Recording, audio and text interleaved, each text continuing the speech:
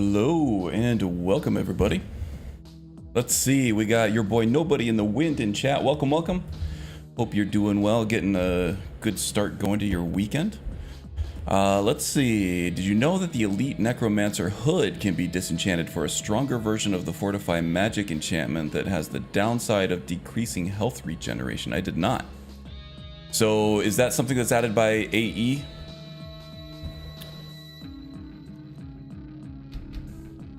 Because I know the Necromancer hood and the robes are part of that, but I didn't know that there was a special enchanted version of them. It's pretty cool though. And health regeneration is not that big of a deal, especially if you use spells and potions to heal yourself. And health regeneration is like low anyway in the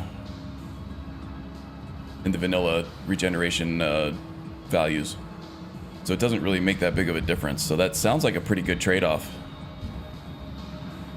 Same thing can be done with the robes. Cool, I have to keep an eye out for those. Do you know off the top of your head where we can find those? Because I'll go get them. I'll go get those damn things. All right, so last time we were looking through the Enairim apprentice level spells, and today we're going to be going through the adept level spells. There's some stronger spells for sure, which I had been feeling a little bit like my destruction spells in particular aren't really keeping up with the level of the enemies. Enemies are getting a little spongy, so this is going to be a nice upgrade. I have gone through and I purchased all of them that I can purchase. I think there might be one spell in Odin that is a random loot item only. Let's see. That would be Enervate. Weakens a target, reducing all skills by 40 points for 120 seconds.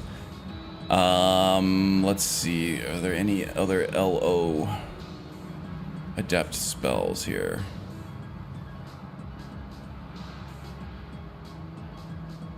Oh, those are experts.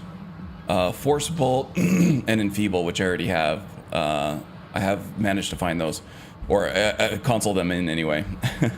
Enervate, I think, is the only one I'm missing. So let's go ahead and grab that. With all these spell mods that I have, the loot tables are really crowded. So the ones that you get only through random loot are exceedingly rare in my game, because they're also competing with Arcanum, which has a ton of spells in it that are also added to the random loot tables. So we'll just never get it. There we go. We can mess around with that a little bit too. In fact, I am going to add that to my favorites right now. I did go through last night, late last night. I didn't get much sleep. I didn't have as much time to play through this character during the week as I would have liked, so the last 2 nights I really kind of crunched to get these new spells in. I did complete the Mage's Guild questline, or the College of Winterhold questline, and I leveled up quite a bit. But yeah, it was actually going through and getting the... Oh, Enervate's an expert level spell. We don't even need to look at that yet. Damn it. All right. Well, then we should have everything then. Hey, we got James as well. How's life? Life is pretty good. Life is busy and exhausting, but not bad. Still healthy and reasonably happy, I suppose.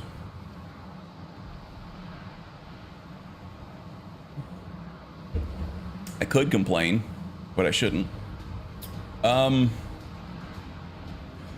Yeah, let's see. So yeah, today I said we were going to go through these different adept level spells, see what kind of cool combos we can find, synergies, or just the standalone spells that seem to be the most powerful here. Erosion, force bolt. Okay, so I need to go through and add some of these. All right, let's take a look. Which ones are we gonna look at first? We have alteration spells.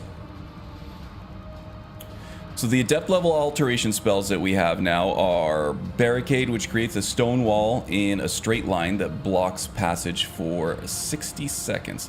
Let's see how this works.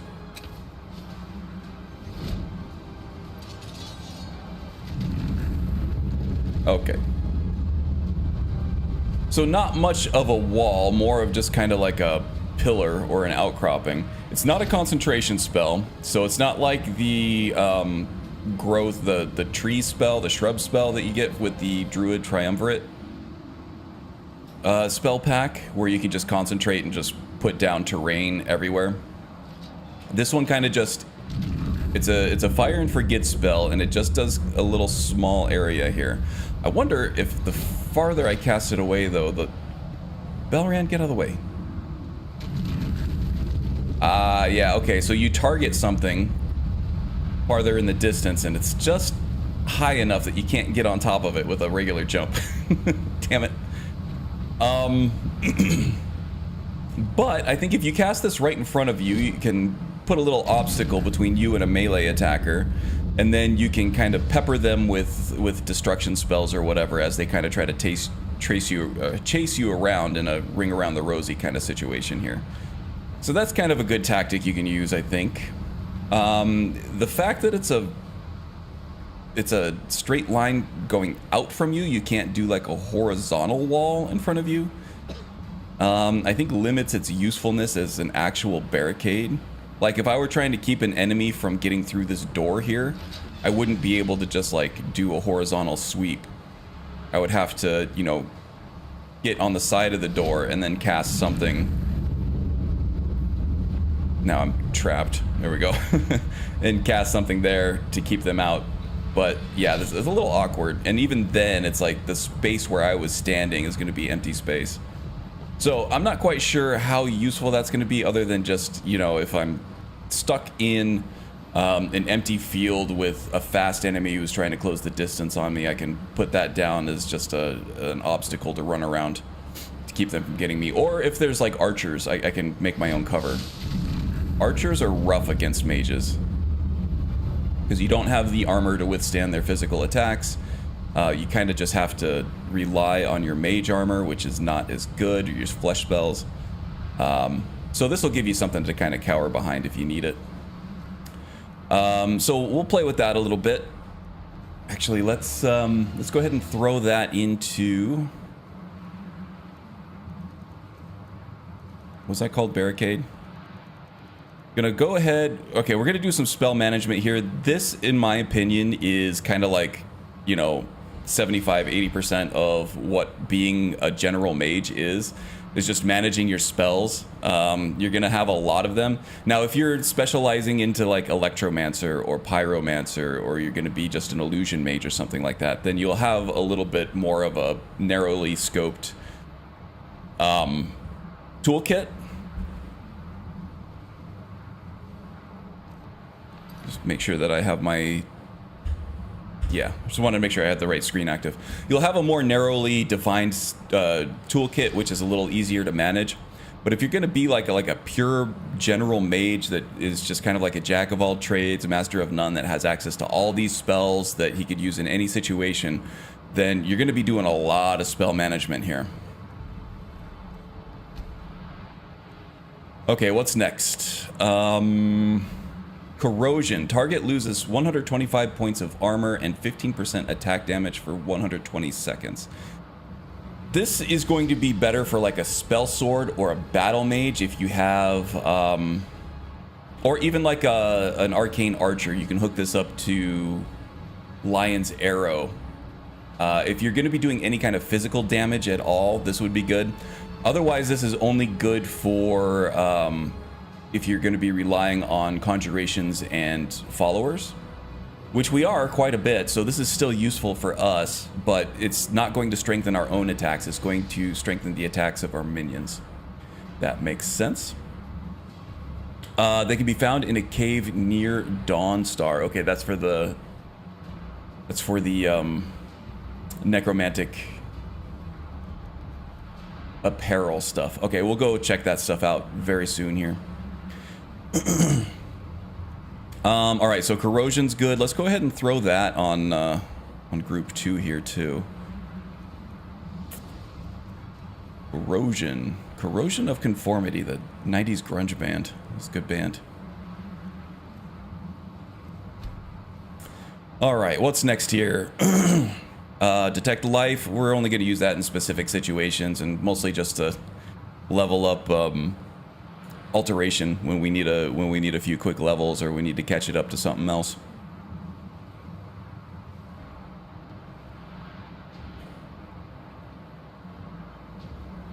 Oh, Icarus says he's going to get started soon.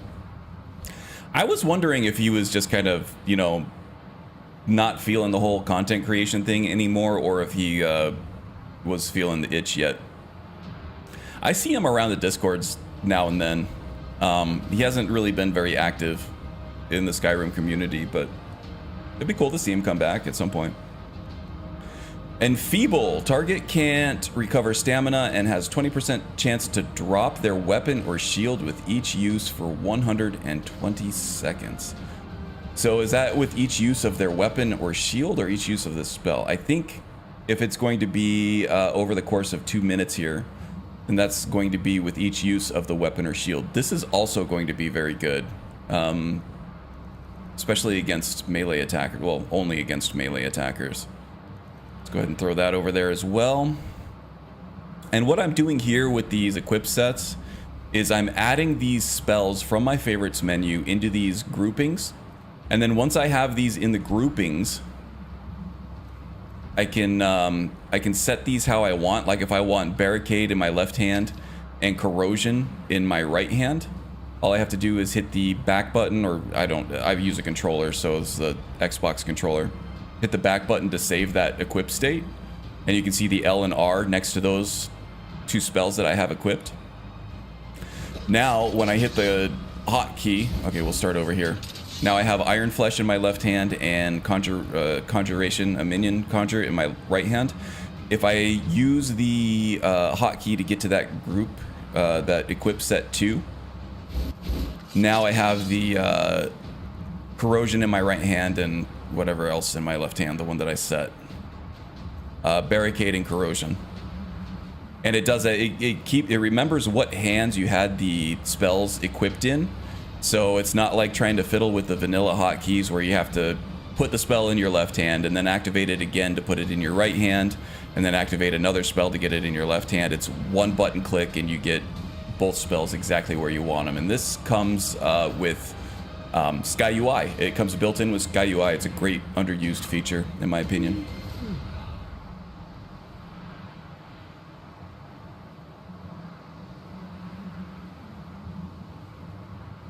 He just hasn't had time to do. Yeah, I feel that, man. I've been busy at work too.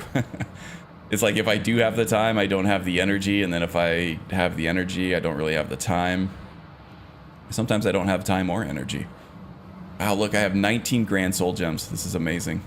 Yeah, I'm still using the same equipment as last week, or last time we played this character, which was 2 weeks ago. I really do need to go through and enchant another set of gear here.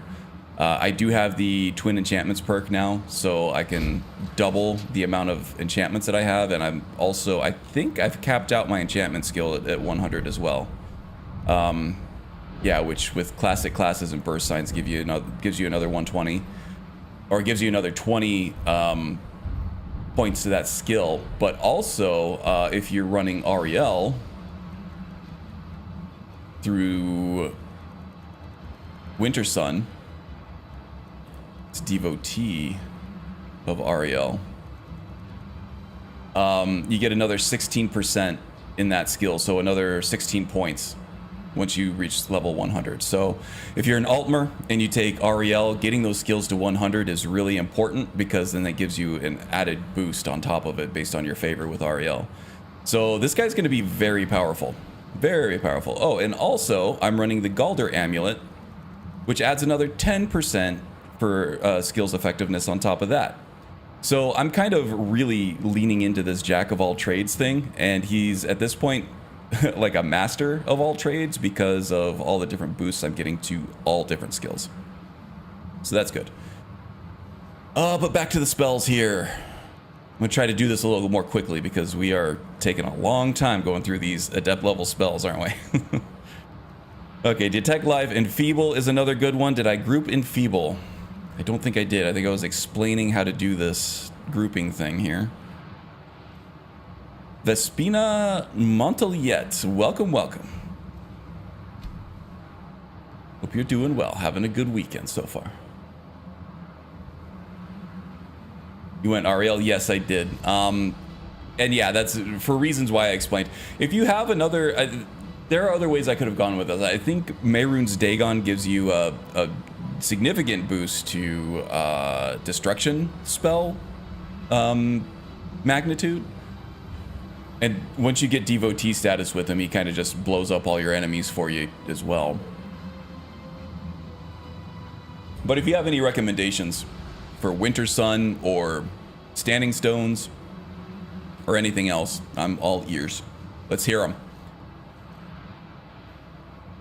Okay, so Enfeeble, Equilibrium. So this one gets changed with Odin. This is a vanilla spell, but before it would burn your health in order to get more magicka. Now it burns stamina to get more magicka, which makes it much more useful. I'm not going to put this in an equipped state because I don't need a hotkey for it. But if I get in a pinch where I'm out of magicka, which does happen every now and then, even though I have huge pools of magicka, I do burn through it really quickly.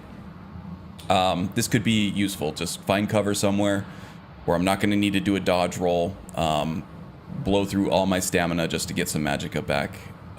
So I'm going to keep that in the favorites menu, but I'm not going to hotkey it.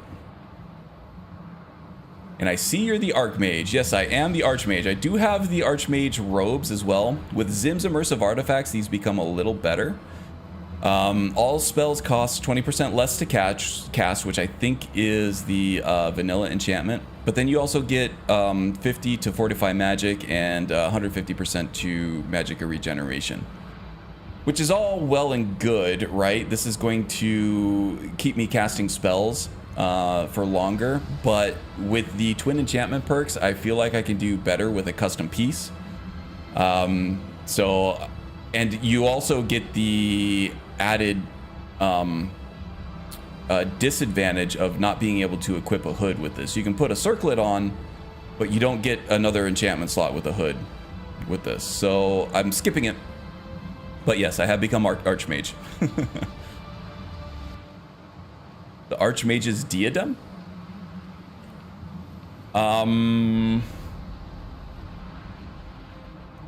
So the diadem that I'm thinking of is the one over in Froki's shack over here.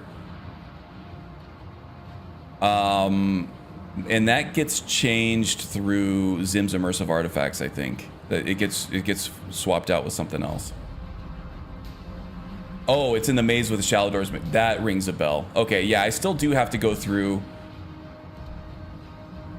all the other stuff that happened in Labyrinthian. There's last Valkig here, and there was something else as well. Oh yeah, the wooden mask, which I've already gotten, and I'm not gonna do the old ways for this character. I don't even know if you can with an Altmer. So I don't need to worry about that. I thought there was one more. I think there are 2 different ways to get into Lost Valkig. No, there is another Labyrinthian. There's Shalidor's Maze here too, which is, I think, is separate from Lost Valkig. 57 Strudel, welcome, welcome. Hope you're doing well. Which is within Labyrinthian. Okay, cool. So we'll find that diadem. We got to take on Last Valkig anyway because of the ritual quest for Tolfdir. We're getting high enough in our alteration level now that we have to go find a Dragonbone dagger or Dragon Priest dagger. Maybe we'll go grab Mirrorwatch. There's some good stuff for a mage there, and I think Gallows Hall maybe is another really good one. And then we wanted to go get the Necromancer robes from a cave near Dawnstar, and I don't know exactly where that cave is, but apparently there's some nice enchanted robes over there too. Altmer cannot worship the old ways, basically. Yeah, I didn't think so. It's more of a Nordy Nord type thing, human stuff. It's apart from the Archmage. Yeah, no, that's ringing a bell now, Vespina. Reliquary of Myth makes the Archmage robes much stronger. They reduce cost and increase effectiveness by 5% of your base magic. That sounds pretty good. I need to look into Reliquary. I've kind of settled on Zim's immersive artifacts because it does... a few of the pieces kind of have like effects that you can base an entire build or character on. And it has some really kind of strong stuff, but also unique stuff. Reliquary is... I would say it's pretty comparable. I can't make a qualitative assessment on one over the other based on what I've seen. It's just Zim's is what I know, and it's what's in my head while I'm doing character concepting. Just kind of sketching out a character and everything and seeing like what different things we can do with them. I know what Zim's does, so that kind of builds a base level of the pyramid when I'm building a character. A little bit. But at some point, I'll look into Reliquary, see if there's anything in there, but that's probably years from now, honestly. I have so much content to get through with just Enairim stuff. Especially because Enai keeps upgrading and updating things. Makes it a little tougher. Okay, so yeah, let's go through some more of these spells here. Equilibrium, Force Bolt, which was good. This one is another random loot item only. You cannot buy this anywhere. It's not statically placed anywhere. You just gotta get lucky and find it on a dead enemy or in a chest somewhere. This one's really cool. Let me see here. Force Bolt. So it doesn't do any damage, but it is an alteration spell. It's kind of like a paralysis spell, but it doesn't actually paralyze anybody. I'm gonna do a quick save here so that just in case I trigger anything. Belran, hold still for a second. So this it staggers him first of all. So if you have something like that spell that will launch staggered enemies within range with like a rock spire whenever they stagger, this will trigger that. It also keeps them from attacking you if they're staggered, first of all. So staggering enemies, stun locking enemies is one of like the top tier combat tactics in this game. But this keeps them rooted in place. Like Belran cannot follow me now. He's stuck right there. So if you're a ranged mage and you're fighting a melee enemy, this is super duper strong. Like I said, doesn't do any damage or anything, but it does keep them away from you. And allows you to take pot shots at them with whatever range spell you have. It's super strong, and that's why it's random loot only, I think. But this is something I'm going to make a lot of use of. I can tell. Make sure that's in that group there.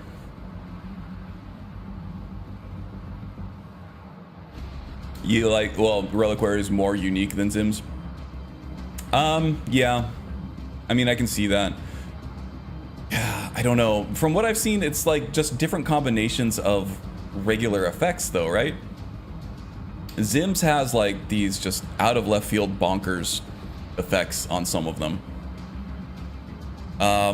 Like I said, it's hard for me to make a qualitative assessment on it, but I have used Zim's more, so maybe I'm a little biased. I actually worship the Daedric Lord of Order as an Altmer. Daedric Lord of Order, so Jigalag?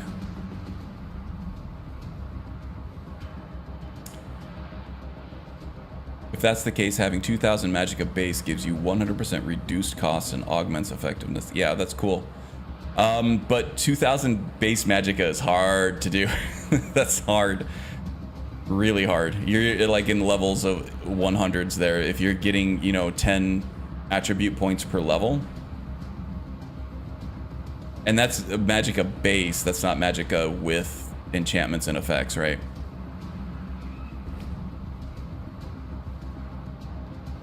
You can actually have both because you can just install the Dragon Priest masks. Okay.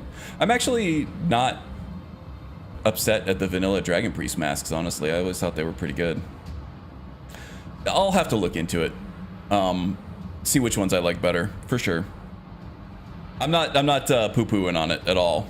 I know it's a really good mod. Has way more unique effects. Okay, I'll have to look into it again. I'm at the point now where I've used Zims for so long that, like, now when I see Reliquary, I'm just seeing what I'm giving up from Zims and not what I'm gaining from Reliquary, I think is where the bias is coming from. It also affects more artifact. Yeah, Zims kind of, through his patching and stuff, he's come up with some unique stuff, but then he's had to roll back some things because of unwanted script effects and things like that. One of the drawbacks for sure. Locate object is cool, but don't need to hotfix that, or hotkey that. Nether Rift is Forgotten Magic. We're going to skip that because those take over a build. Orc Strength is good, but not if you're not doing any... This is a pure mage. He's not doing any power attacks, so we can completely ignore that.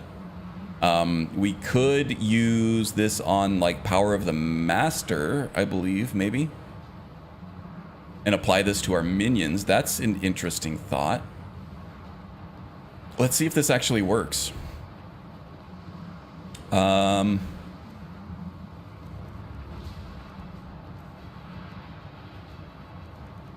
let's do Orc Strength in our left hand. We'll do Power of the Master in our right hand. Oh, shoot. Now, first we gotta get some minions first. And then we'll do Orc Strength in the left hand, Power of the Master in the right hand. Let's see if we can get Orc Strength. Oh, hell yeah. That's cool as hell. And what does Orc Strength give us? Splits 50% of base magic between health and stamina and improves power attacks for... Yeah, this is kind of a no-brainer. I wonder, though, if this is 50% of my base magicka or 50% of their base magicka, because they might not have any significant amount of magicka.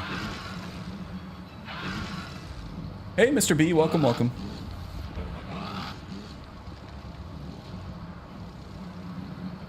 You were always disappointed by the vanilla dragon masks? I don't mind them because, especially for the ones in Solstheim, where they actually boost up your elemental magic output, your damage output. It's hard to find effects in the vanilla game that actually strengthen your destruction spells, but the Dragon Priest masks in Solstheim will actually do that for you, and I think it's a pretty hefty chunk, like 20%. Oh, what the actual hay are those? These are from Odin. These are Daedroth. They're an Adept level conjuration spell, and I believe, what do they do here? They have some kind of special effect that they apply to enemies. Conjure... Oh, it's a Adept level spell. Yeah, these have been my go-to lately. Conjure Daedroth. Summons a Daedroth for... You know, that's a lot of, like, a whole bunch of minutes, 20 minutes, I guess. It teleports when hit by hostile magic. So if you're fighting against mages and somebody zaps them with, like, lightning bolt or something, they will teleport to whoever hit them with that spell. So they bridge the gap, like, instantly. It's really cool. These were conjurations from Oblivion. If you played enough into Oblivion to get the advanced level conjuration spells. I think they were adept or even expert there, but yeah, they're kind of like a cross between a werewolf and a crocodile. Pretty damn badass. A little more impressive than the Clan Fear, anyway. Clan Fears. All right, let's keep moving. These alteration spells, they're not going to analyze themselves. So Orc Strength, this is actually going to be great to use with, because I was just using Iron Flesh. This is going to be great to use with Power of the Master. So let's go ahead and... That was Orc Strength. Group that into one with our conjurations. Excellent, excellent. Paralysis runes, so I have to skip out on the runes on this because we're very reliant on minions and followers. Any kind of area of effect splash damage spell is going to hurt our meat shields as much as it's going to hurt our enemies. So if there are first line of defense, and we really don't want to have to rely on our flesh spells. It really behooves us to keep those out as long as possible. So splash damage, no good. No good on the splash damage. So paralysis rune is out. Actually, paralysis rune might not be bad as long as it does take out the enemy and doesn't take out my minions. Resist elements, also good. 35% elemental and poison damage reduction, or resistance for, you know, however long that is. 4 minutes. This is great, but this is more of an Okado's Recital auto cast situation, not so much a cast it when you need it type thing. Especially if it's lasting 4 minutes, that's usually more than long enough for even like a dragon fight. Unless you're playing on one of Magus's setups.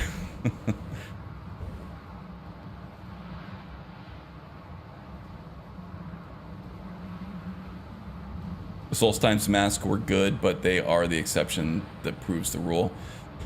Yeah, I mean, so Mordecai is the one that I have now, and so one thing that the Dragon Priest masks do that even Daedric artifacts don't typically are that they have 2 effects on them, even the vanilla ones. So this one, you get Magicka regeneration, and you get shout time reduction, shout cooldown reduction. I have to go through and patch this. It's broken because of Summer Mist. I just have to multiply that value by 100 in the ESP. Not a big deal. I'll go do that later. But shout cooldown reduction and Magicka regeneration, that's good. This is a great enchantment. I don't have a problem with this. This does not seem underpowered or unimpressive to me at all.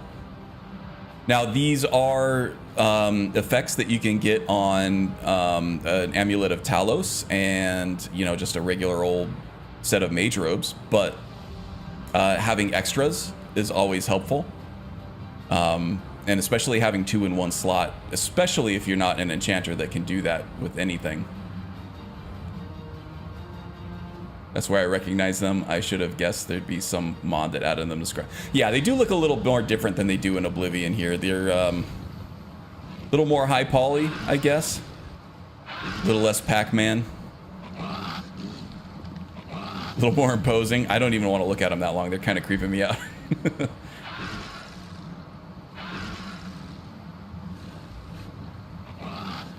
So with your patch, you'd have unlimited shouting due to 100%. No. So what happened was Enairim, he patched, or he updated Winter Sun, which is his, Summer Mist. So many different words that he uses in different combinations for each one of his mods. He updated Summer Mist, his enchantment overhaul, with a new kind of reworked effect for shout time reduction, and I think he was going to use that for one of his Futhark or All Thing overhauls. So the side effect of that was that it broke like the vanilla shout item. So he went through and fixed that back up, but it looks like he missed Mordecai, the Dragon Priest stuff. So what he did was he took the value, which I think was like a percentage value. So before, if this was like a 10%, I think this was supposed to be like a 20% reduction. So that value in the plugin would have been a 0.2. But now he's turned that into just a regular 0 to or 1 to 100 or 0 to 100 scale. So now 0.2 in a 0 to 100 scale is going to round out to 0. So I just need to change that to a 20 instead of a 0.2, you know, by multiplying it by 100. It's only the way he reworked it with the logic on the effect itself. It's still going to be a 20% cooldown reduction. It's not gonna be like a 100% thing. It's an easy fix. I think it's just an item that he missed in his latest patch. Creeping in the back door late today. Hey, no problem, buddy. Welcome, Magus. Hope you're doing well.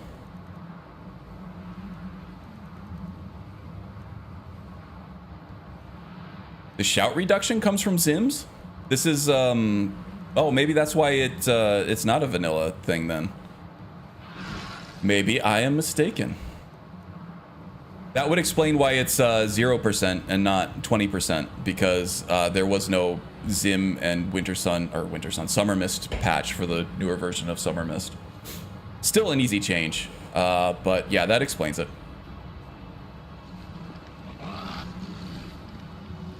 Two things, yes indeed. Running around like a chicken with your head cut, a busy day today? Like good busy or bad busy? Dare I ask? Okay, so Spell Twine. This is another one I got to get hooked up. I think I added something to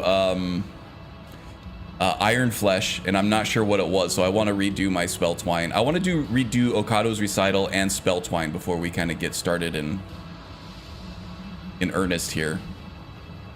Strength of Earth. Concentrate to deal 40 more attack damage with your other hand.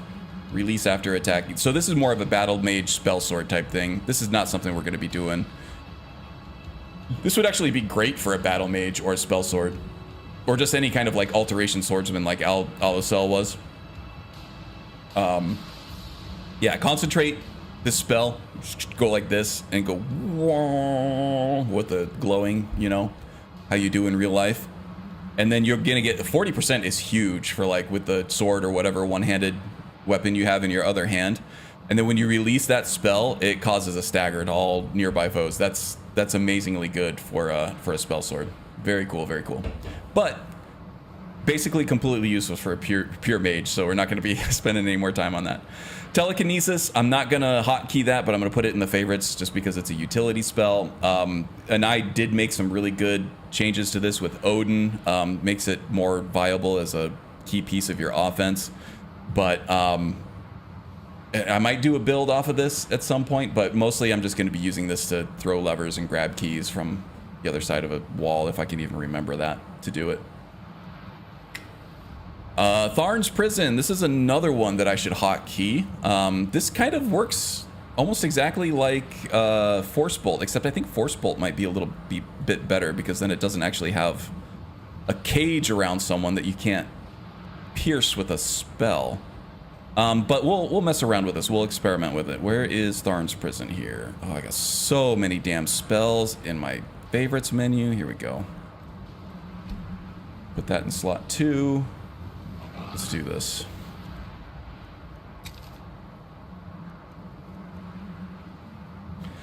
And then we'll put just like a freaking firebolt or something in the right one.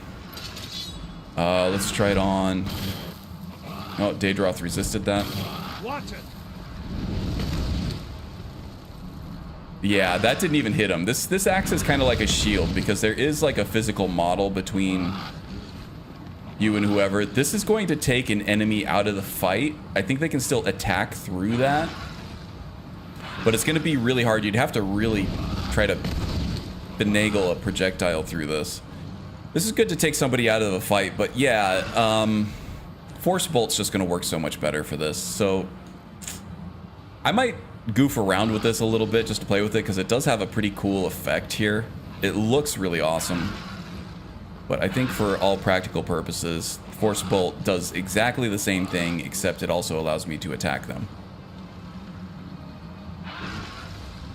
Okay. I'd recommend finding Grand Telekinesis spell. Allows you to grab and launch people. Yeah, but right now we're focusing on Adept spells. If I'm trying to learn the whole world at once, I'm not going to learn anything. So I gotta limit the scope of what I'm focusing on at any one point. Good general life advice there too. Thundering Hooves. When we do get a horse, maybe we'll use this at some point. But so far we haven't had a horse. I haven't felt a use for one. We can't cast spells from horseback anyway, so things like long stride and league step and stuff like that, I can move just as fast as a horse anyway. So no use for that. We'll be skipping that. Transmute. We all know what that does. When I'm trying to level my blacksmithing skill, I can take a bunch of iron ore and turn them into gold rings and enchant them for money. Undermine. This one's good. So you cast this on an enemy, and then whenever they swing a melee weapon at you, they'll get staggered. This is amazing, and it'll drain 30 points of stamina, which is very powerful for a Wildcat or Smilodon setup, where stamina determines a lot of things, including damage output and damage intake. So let's go ahead and throw this into group 2 as well.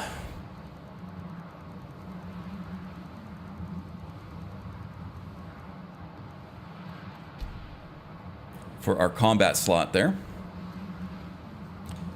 All right, undermine. Vulnerability. Target is 25% weaker to elemental and poison damage for... Yeah, this is good too. I'm going to throw this in the second slot.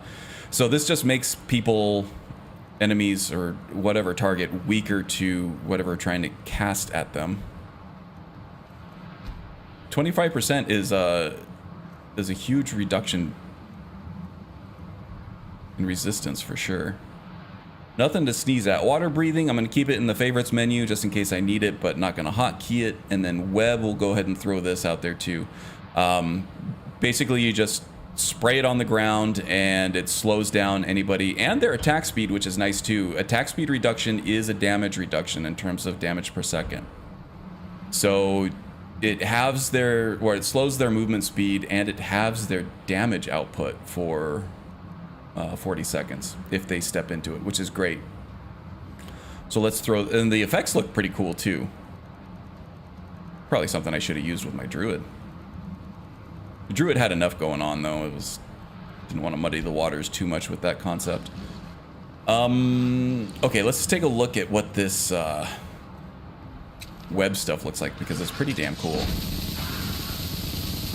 It just uses whatever modded web models you have. It's very cool looking. So if you have like some fancy like web textures and meshes and things like that, it's gonna look awesome. Okay, so now on to illusion. I think we're trailing behind on our illusion stuff. Shit. All right. It's 45 minutes I've been streaming, and I've just been in the menu talking about different spells. So let's just pick one of these spells at a time and just start using them. So let's see here. For alteration, we're focusing on Adept. So let's just try to play around with barricade a little bit here. And then we need a destruction spell to mess around with too for our damage output. What's Adept? So a lot of the Adept stuff, it just adds area of effect, like fireball for the splash damage on the flames, chain lightning. But since we're so reliant on our followers and our minions, I don't really want to take them out along with the enemy. So a lot of these splash damage spells are not going to be great. Flame Cloak, I do need to add to Okado's. We'll go ahead and set that up in a minute. But there are some other ones. So Odin does add in some of these short range blast spells that are very powerful, but I think this is like an area of effect thing. So I do want to try some of these out. Let's try Fire Hand first. Let's see. Let's just do some experimentation and see if this will destroy our... I think it will destroy our minions.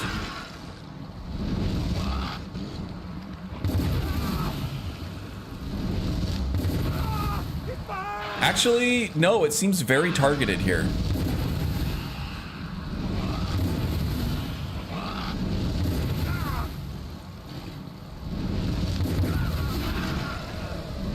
I just killed Belrand. That's okay, I got a quick save. Okay, it actually is not super short range. You do have to be pretty close, but you don't have to be within melee range. You just kind of have to be at this like mid-range. Yeah, here it's failing.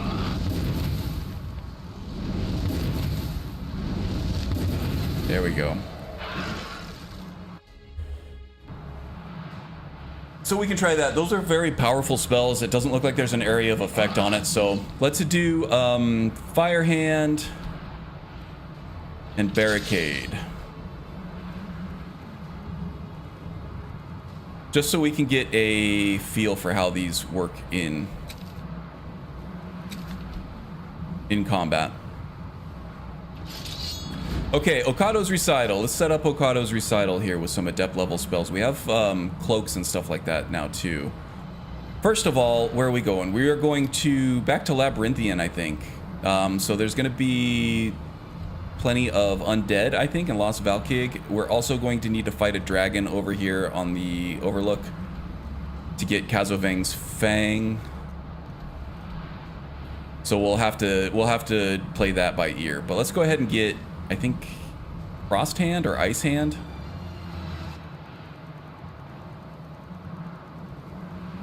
Frost Hand. We'll get that set up in that grouping too, so I can get that set up with a hotkey.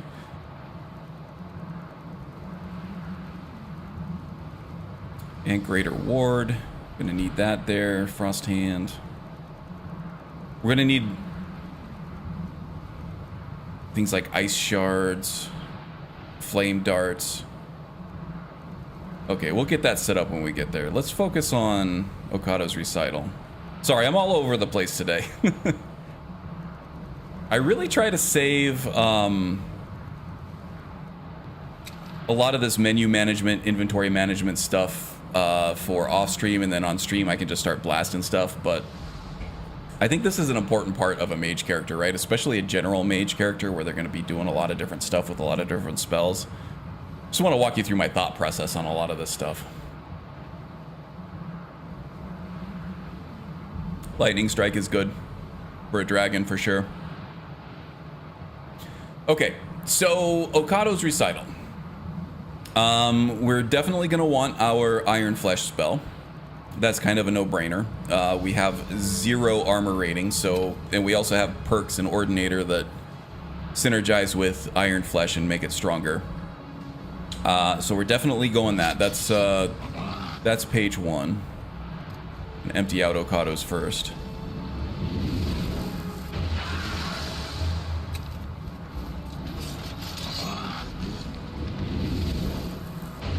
Okay, and before we move on to the next one, I want to hook up something to Spell Twine with this one.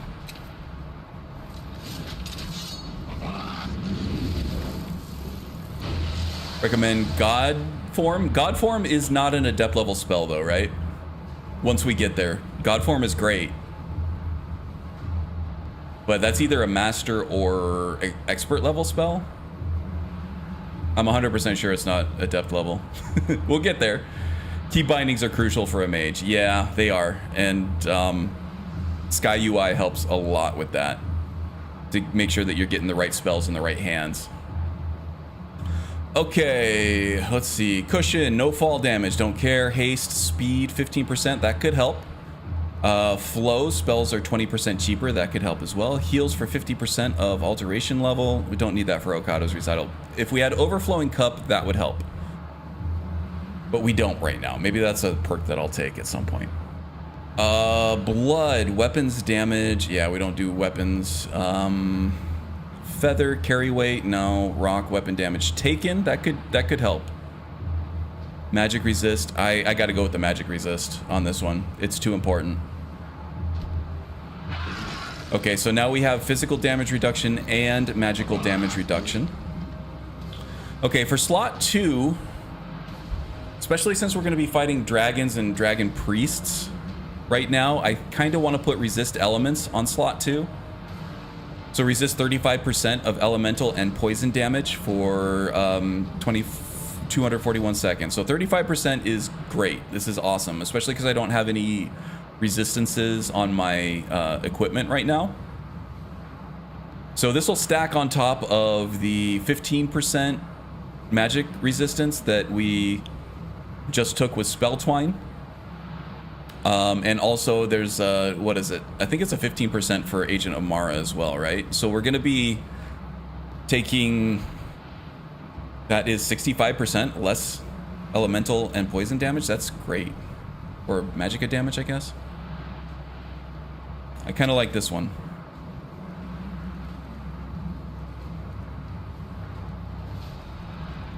If there's anything else, probably not an alteration.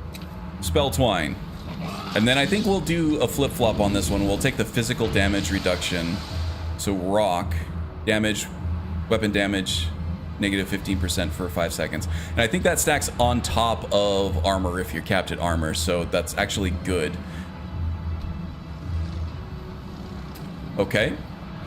And then for the third one, we're gonna do tree rings, which is the old standby. Anybody who's been running Enairim for the last 10 years or so, this one has always been the Okado's recital darling.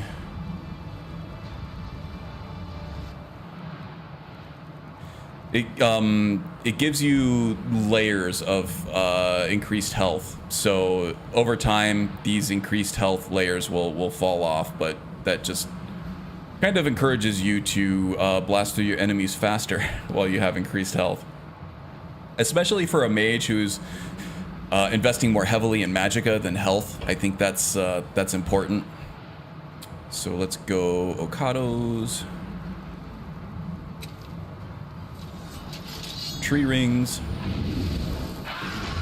And then what spell twine effect should we throw on that? Maybe just movement speed, I think. Movement speed is useful for everybody. Or cheaper spells will be nice too. I feel like I don't need the speed as much as a mage because I can hide behind my minions, and I also have a ward, a greater ward now for dragons too, so I don't need to dodge spells as much as I can just kind of block them. Resist elements is Odin, not Apocalypse. It's a newer one.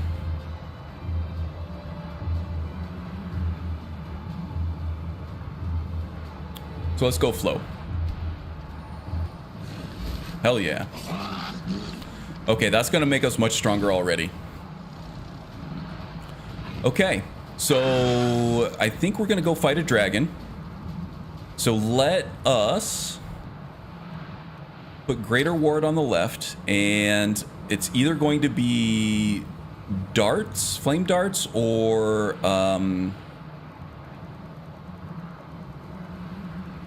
they're going to be flame darts or ice shards, depending on what kind of dragon we get. So let's make sure we have both of those in group 2, our combat group.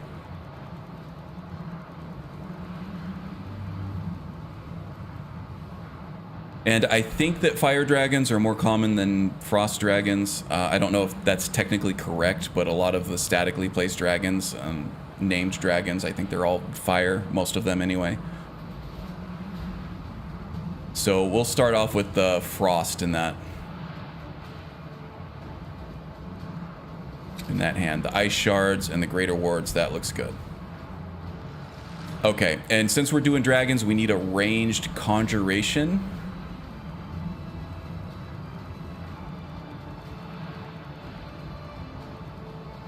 Fighter, Frost Atronach, Gloom Wraith, Lich. I think the Civilized Sorcerer.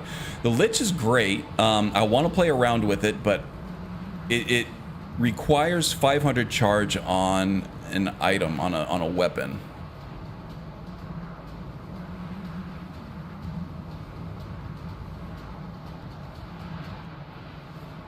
Maybe we'll see how that goes. We do have the Staff of Magnus here, and I have a ton of filled soul gems that I can use.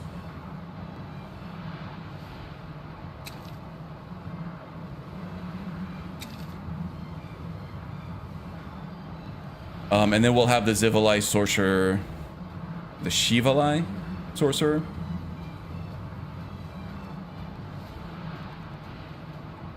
Sorcerer. Nether Lich is more potent than the Lich, in my humble opinion. Yeah, it is, but we're not there yet. We only have access to the Lich.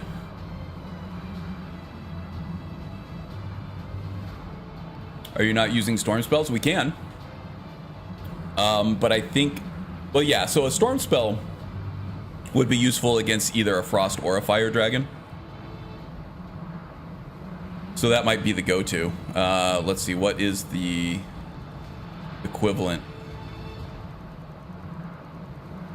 But I think dragons are actually weak to their opposite element, right? Or am I misremembering that? It was scatter shocks, maybe, that...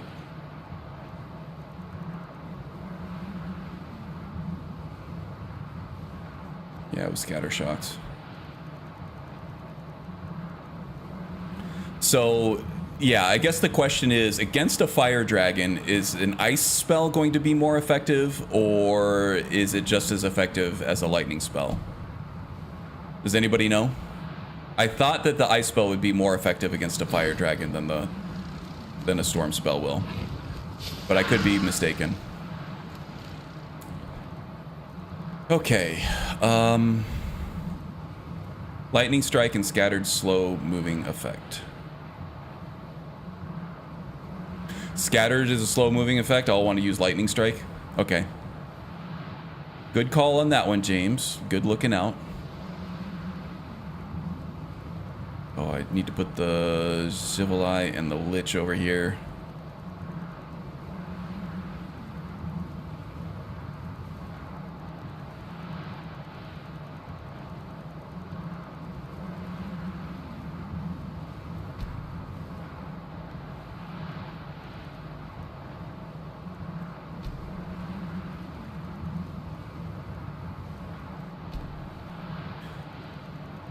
Okay, and then also let's put Staff of Magnus over here.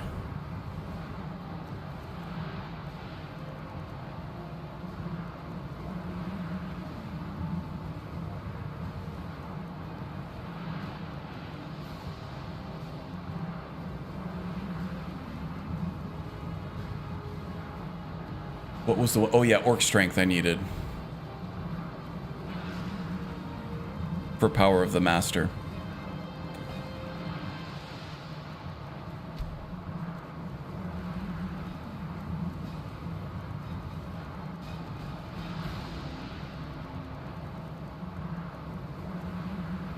Okay, so we're going to put this in the left hand. We'll put Conjure Lich in the right hand, and I do have a hotkey for Staff of Magnus. So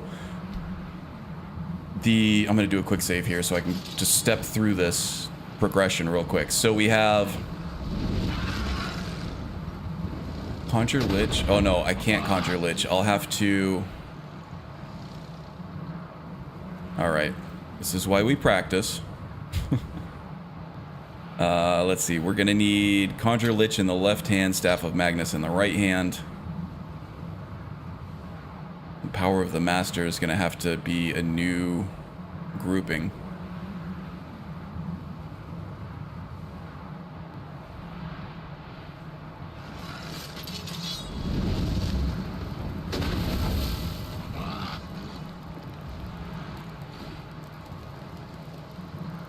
Pretty cool. Okay, so then we need Power of the Master in group 3.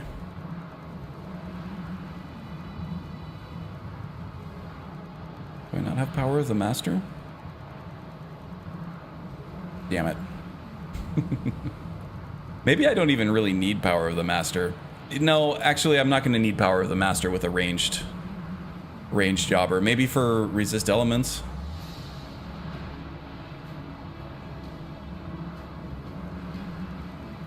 Let's just try it. Let's see here. Power of the Master. Where? That's an apprentice level spell.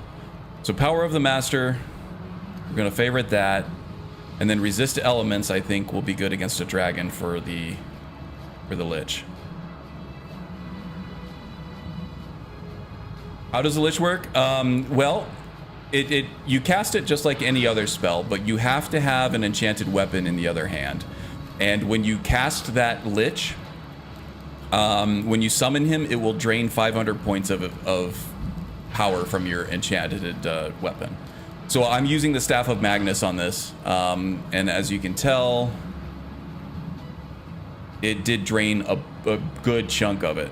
So this tells me that this Lich is very powerful because of it's got a pretty severe cost associated with it, right?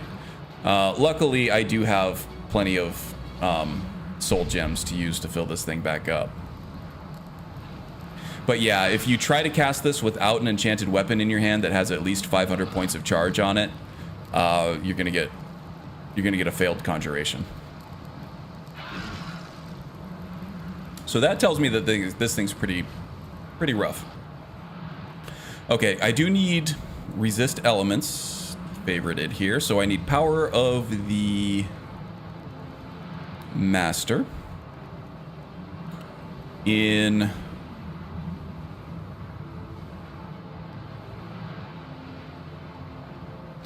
slot 3, and then resist elements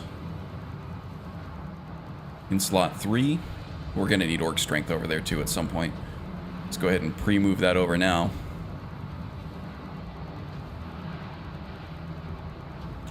And what was this other one? Resist elements. Okay, so now I cast, I have my Lich out. Now I have Power of the Master in the right hand, and I have Resist Elements in the left. That is not correct. What the hell happened? Oh, because I don't have it. I didn't have them set. Okay, so Power of the Master goes on the right, Resist Elements goes to the left, and those are set. So yeah, now Power of the Master in the left, Resist Elements in the right.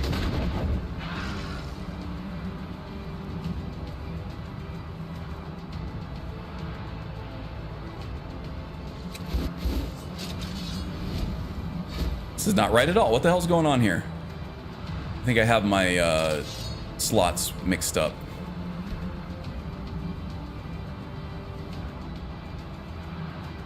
Gamepad plus plus.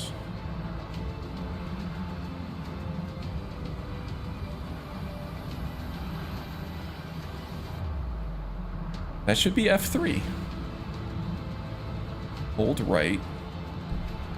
It's not Soul Trap, I just have that labeled incorrectly at the moment.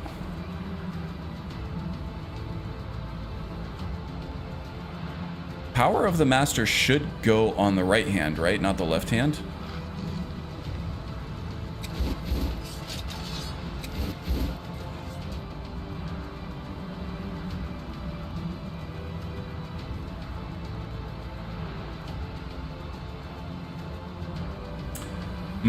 Okay. I think I see what's going on here.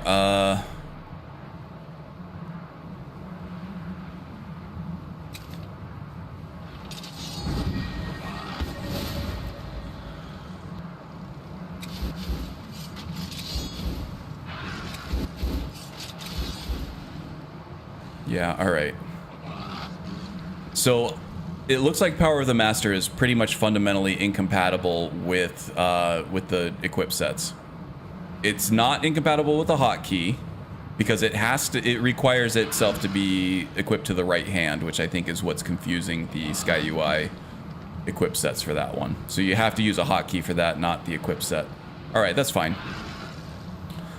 All right, and then we switch over to our combat slot here, and then we're gonna get the Greater Ward in the left and the Ice Shards in the right. And I did want to put lightning.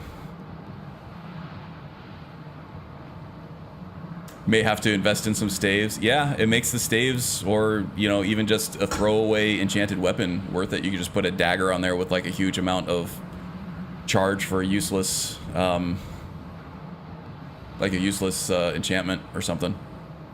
Only use it for the Lich, but if you have a stave anyway, or a staff anyway, then may as well use it. Using lightning on a fire dragon would do the same as using frost on a fire dragon. Okay, so lightning is pretty much just use lightning. But I have these new elemental spells that I want to try out. Test drive the Lich, yes indeed. Okay, so we're getting this put together here. We do need, let's see, lightning strike or lightning, yeah, lightning strike. Yes indeedy. So, okay, here is, yeah, that moves very fast. That is the Ice Shards. Let's get Lightning Strike over here, too.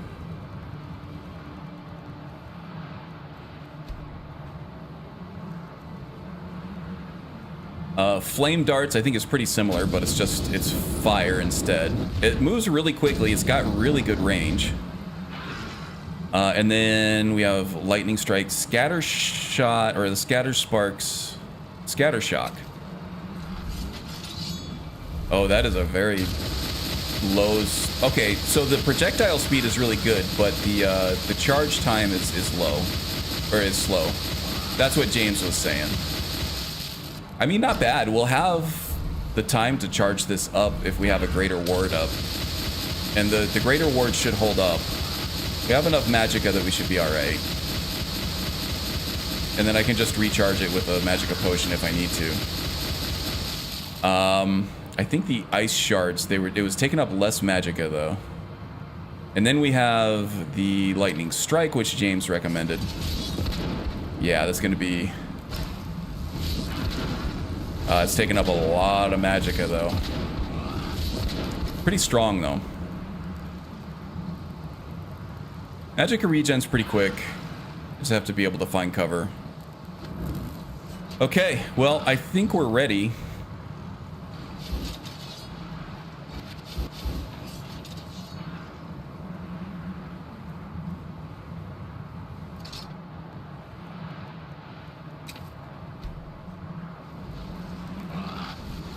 So I have my hotkeys set up, so I can get my Lich out there.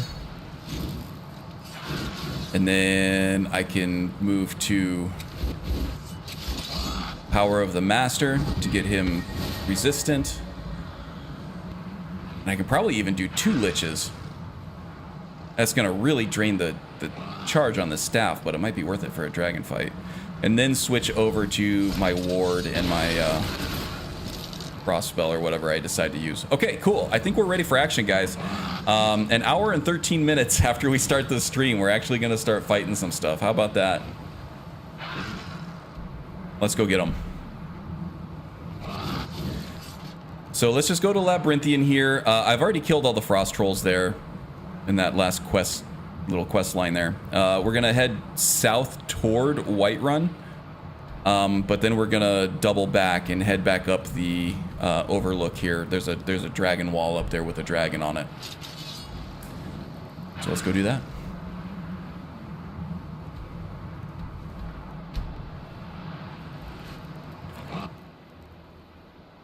Only you see enemies. Lightning strike hit him. High magicka, but very strong. Yeah, we'll experiment with all of them. The key of any good wizard is preparation. I tend to agree, right? It's not what the smooth brain masses like to see though. They want to see the action, which is fine. Already skinned him and everything. I still do need to level up my smithing skills so I can beef up my follower.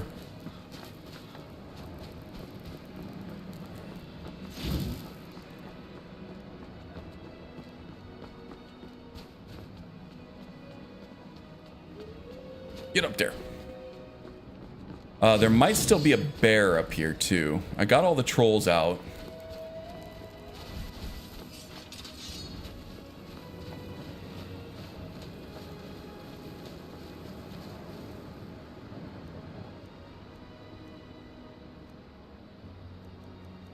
These gloom wraiths are pretty cool too. Let's get a couple of these out just in case.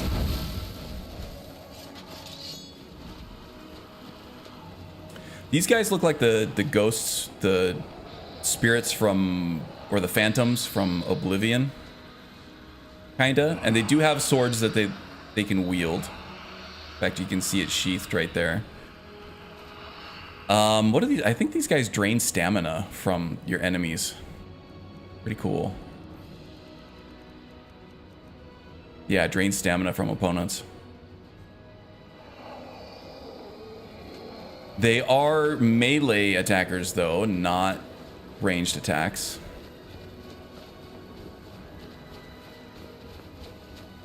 Now, with Spell Twine and Okado's Recital and Power of the Master and all this crap that we're going to be doing, I want to quick save a lot because with me streaming all these active effects and, you know, things going on all at once when we enter combat might cause crashes and freezes. So, just want to be careful about that.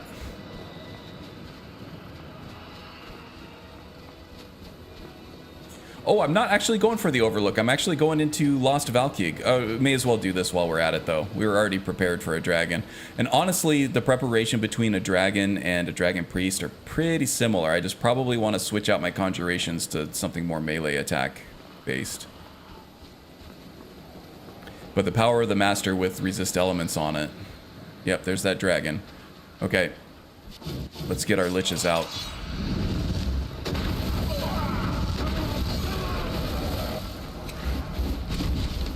Resist elements. And it is a flame dragon. Blood dragon.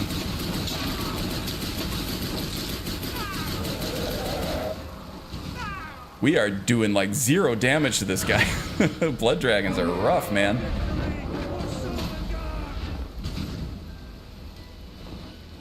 Maybe James is right about this lightning strike. I feel like I'm not even shooting at him anymore.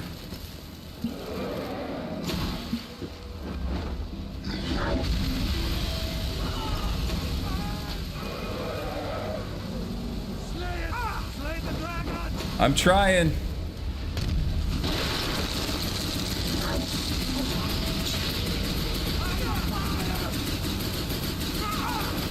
Let's get me with the splash damage on that.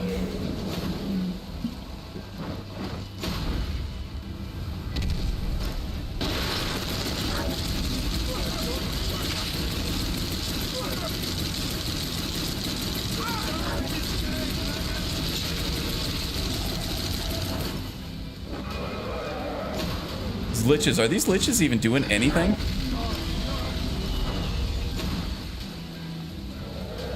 And I only seen the one of them.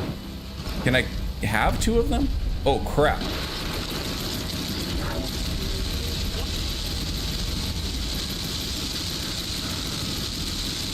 Belran died. Oh, no. Good thing I quick saved.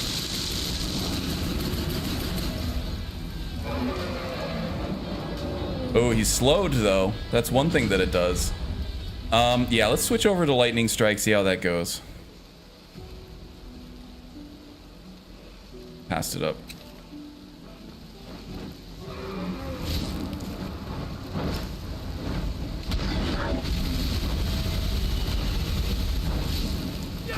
Oh, that's doing, like, nothing as well. The Blood Dragon's just tough. Keep popping these fortified destruction potions, which do give me a good 29% damage boost to my... Wow.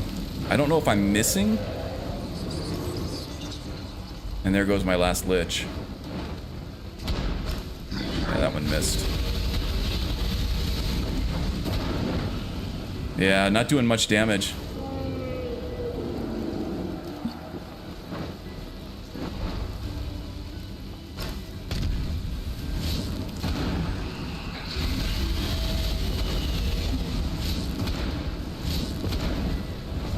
Got him down to under half, though. That's going to ground him.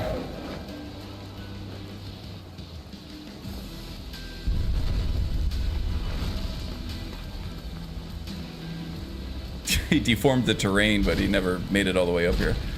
There he is. He's trying. Can't get over the ledge.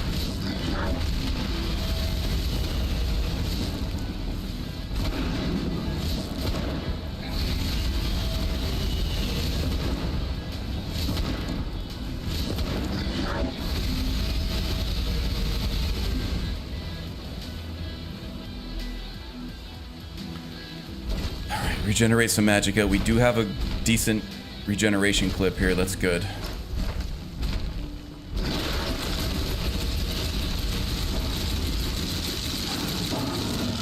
Yeah, I don't know. I couldn't really tell much of a difference. I feel like the ice shards were more economical in terms of magicka cost. The lightning strike was better at burst damage, so it looks like it's doing more, but I don't know. I don't know. I don't want to lose Belran, though. Lightning would reduce Dragon's magical pool, which stops him from shouting. Let's try scatter shocks on that, see how that works. Oh, I did also want to check to see if I can have 2 liches out at one time. I thought that I did. Let's set scatter shock first.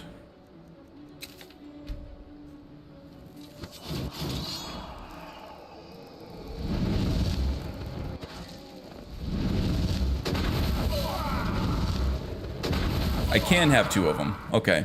They weren't really doing much, though. They were doing hardly anything. I don't think they were doing, like, any damage. They weren't lasting very long.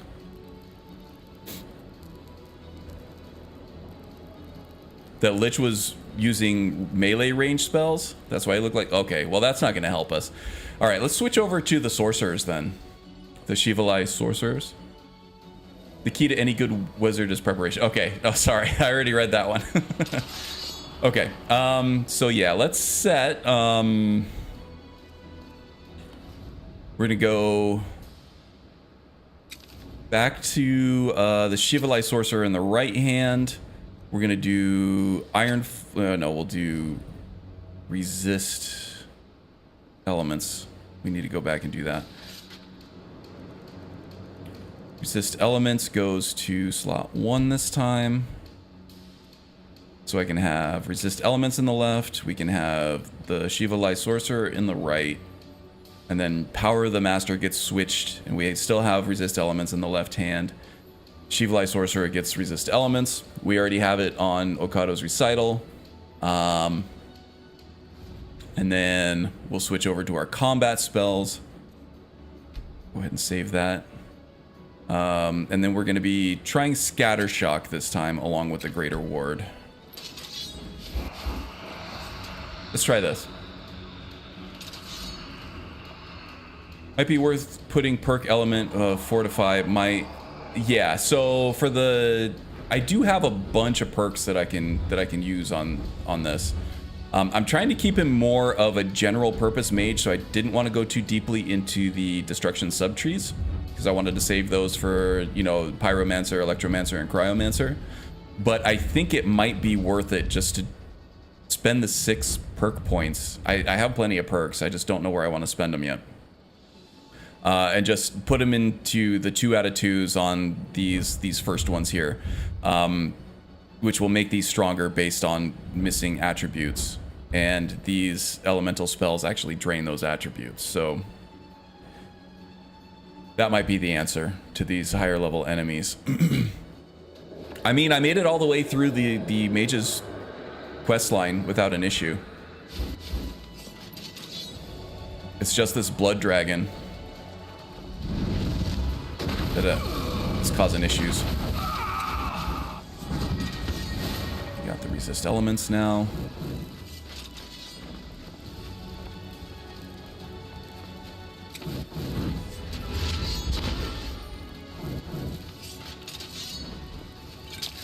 Pop my Fortify Destruction Potion. I probably was premature on that. It's okay.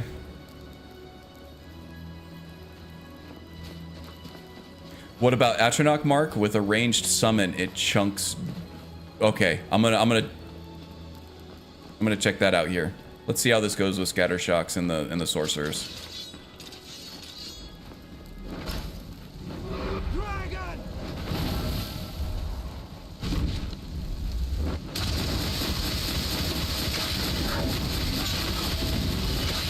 Okay, this is better so far.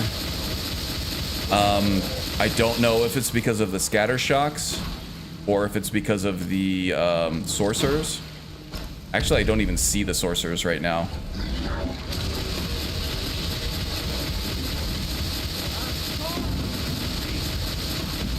Oh, yeah, now the Sorcerers are blasting. That green shit.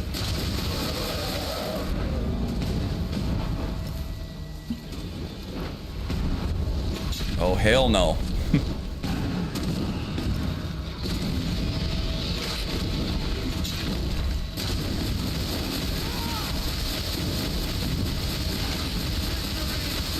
Oh, this is already way better.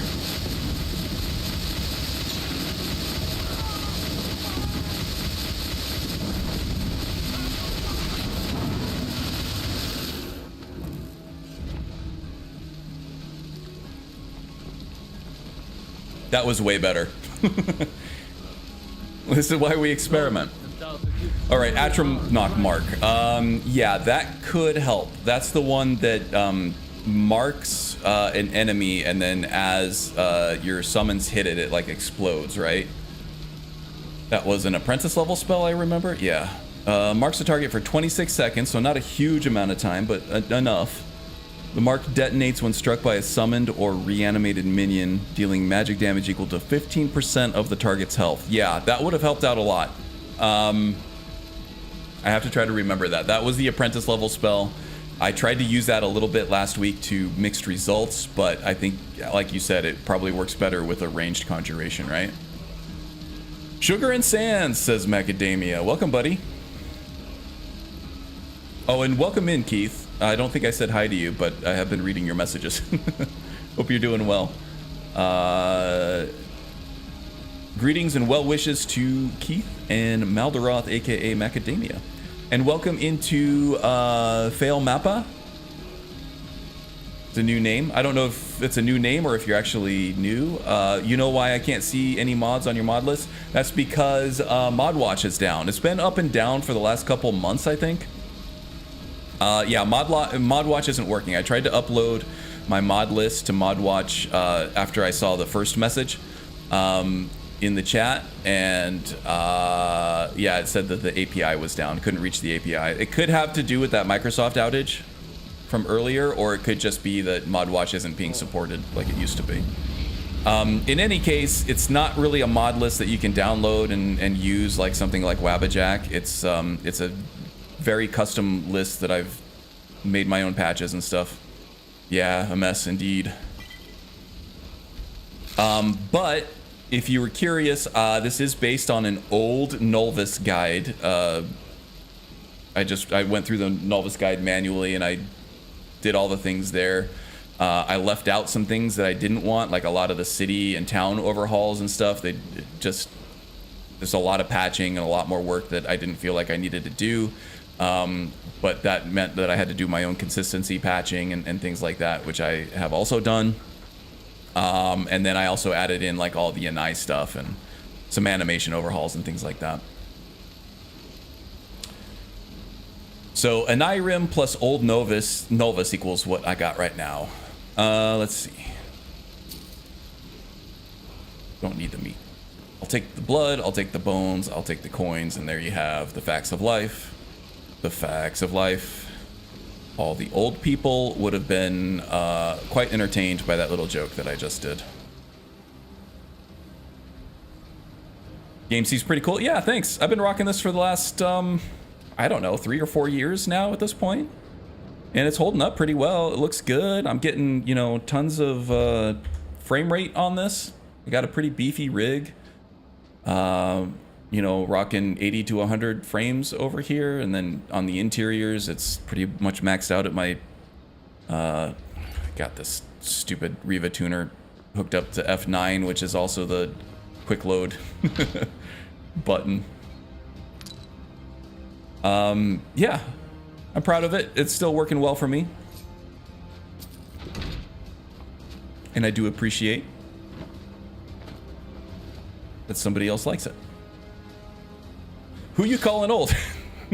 I'm calling myself old because I made the damn joke.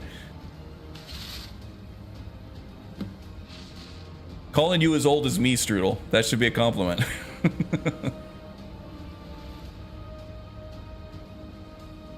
Doing well and glad better. 22 degrees in UK at the moment. Ooh, nice. Popcorn. Warm sands. Couple days of hot weather over there in the UK, huh?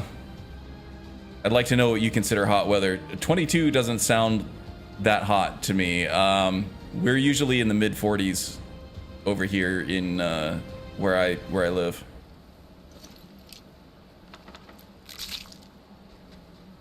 Don't ask me how we survive because I don't know. Miracles of modern engineering, I guess, with the power grid we have here in Phoenix, in the Phoenix area, and the you know, central air air conditioning technology that we have, we can stay quite comfortable as long as we don't go out in the sun for more than 5 minutes at a time. Then we do die. It's not fun. Low 70s for you? Damn it, Maldaroth. Yeah, Wind was talking about how the weather was nice over there, and so was Acid Rain, Mel. Got jealous when Mel was saying she was going to go to the beach, and it was like 70 to 80 degrees. Like, God damn it. Go to the beach. we don't get that over here. If we go outside for 5 minutes, we get immediate tumors and melanomas. And burns. And carcinomas. All the omas.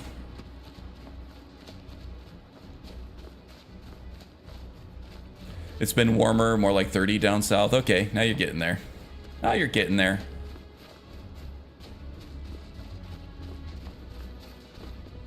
Beautiful here today. 84 after a week of broil. It's such a relief. Oh man, I can't wait. I can't wait. I'm already sick of the heat here. We still got a long ways to go though. It'll probably be like October before it starts cooling down here significantly. I was saying that 22 degrees is low 70s, but it's not much hotter here. I see, I see. I gotcha. All right, Lost Valkig. Okay, so there's one entrance that it just kind of takes you to a little chamber with a chest, and another one that actually will take you into the proper one. Let's try this one first. How'd your stream go, Maldaroth? I was trying and failing to sleep in, and then I had to get ready for my stream, so I missed yours. Orsimer Necromancer, I believe, is what you had in the description. Why are you not attacking me? Oh, she's the one that Eoriel. She's the non-hostile Draugr. Subject approaches. No. You must not irrit me. Not like this. Plunder these ruins at your peril, friend. The spirits of the dead won't look... Skin looks a bit... I don't want to get sucked into a enormously deep and rich dialogue when I'm trying to go kill a dragon priest. No, this is a very interesting NPC, added by none other than interesting NPCs. It's an interesting story. She is an ancient queen that became a Draugr, but somehow kept her humanity? Kept her conscience? Conscious, not her conscience. Probably her conscience, too. More so than other Draugr, anyway.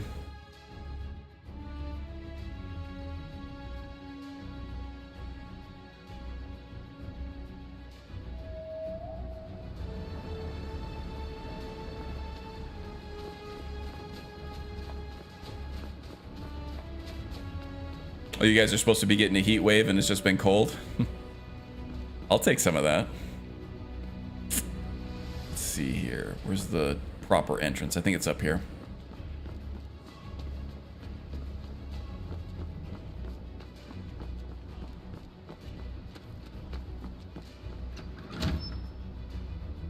Stream went well. I'm making some serious life changes, so I'm taking a hiatus from streaming. Okay.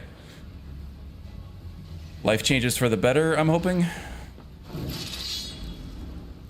I always get scared when somebody says serious and life changes in the same sentence there. Oh, these sorcerers are sexy, look. With the loincloths, the big old swords. They got kind of the hairy body baby face thing going on, though. It kind of looks like a different headpiece on a weird body, but, you know, in action, you're probably not going to notice that. All right, should we switch over to something else for this fight? Let's see. These are mostly going to be Draugr and Dragon Priest, so let's see if there's an offensive restoration spell that I can use. Black Hand is living enemies. Finger of Death, heal other. I don't have the perk from the restoration skill tree that makes healing effects harm enemies.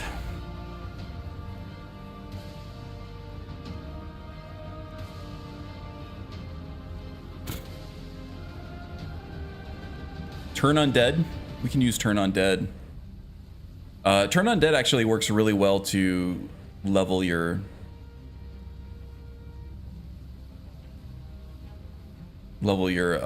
restoration skill. Let's use that. We'll put this in our left hand, I think.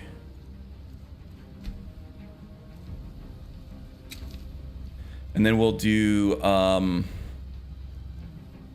flame darts in the right hand. Should work well enough.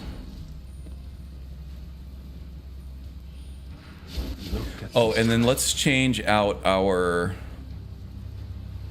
We'll do Dremora Pit Fighters.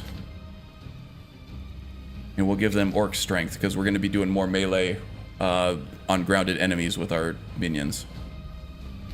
So what this is going to do, we'll be able to conjure 2 Dremora Pit Fighters, which are actually great melee fighters. And then we'll switch to Power of the Master with Orc Strength in our left hand, and that will buff up those Pit Fighters even more. And then we'll switch over to our combat setup, which is Flame Darts and Turn Undead.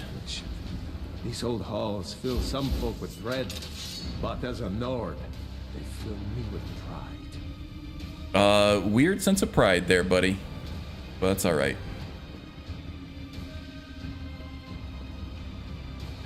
It's not so much architecture as much as it is just carving into solid rock, right? Of course it's gonna last a long time. Nords.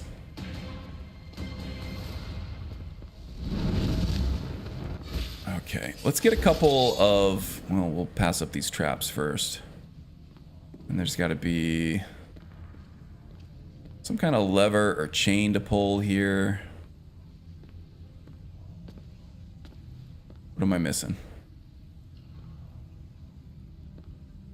I'm gonna accidentally step on one of these any second now.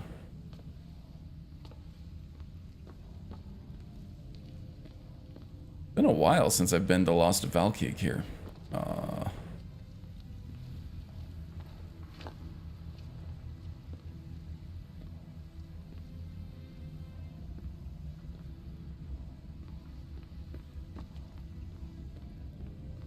Third-person selection mod, so if there is something I can interact with, just getting close to it should pop it open or pop it up on the screen. Z fighting down there, no bigs.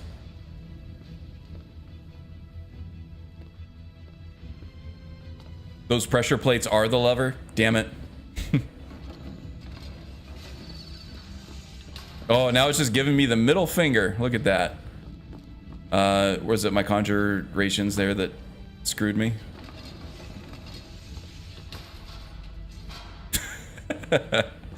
Alright, whatever. They'll catch up. Place the pots on the plates?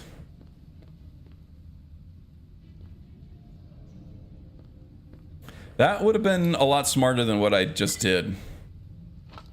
But with Nether's follower frameworks, Belrand will catch up, and then I don't want to use these sorcerers anyway, so I was going to replace them. But yeah, I can see how that is the way to do that. Do I have to put the pots on the plates, or is this going to cause an issue? Lever should be where you are.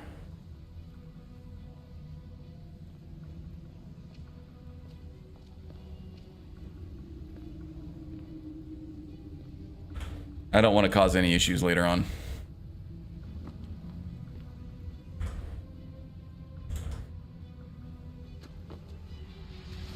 I can't interact with the pots.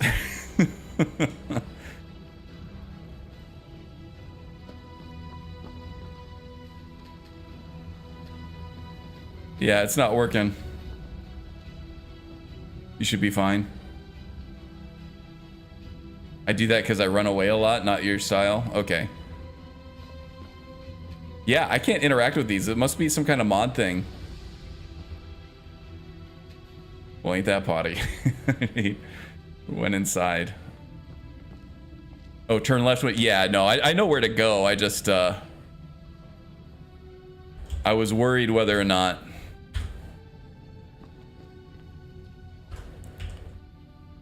having that open was going to be an issue, or having that closed was going to be an issue. It's strange to think that some of my own ancestors...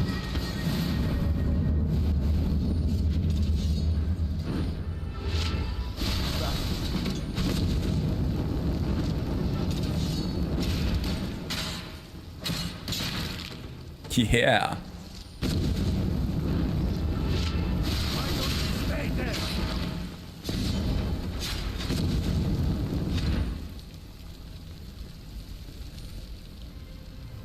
There's another enemy way down there.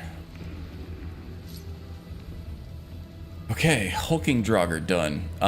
Yeah, the pit fighters are awesome. They're just booting these guys all over the place. I like it. Send them flying. Do my bidding, minions. Hell yeah.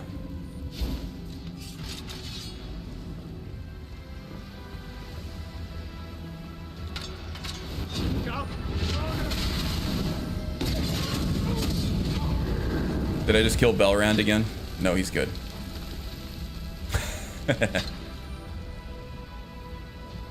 Anything good? Salt pile? Sure. I think salt pile can be made to create magic potions, if I'm not mistaken. IIRC.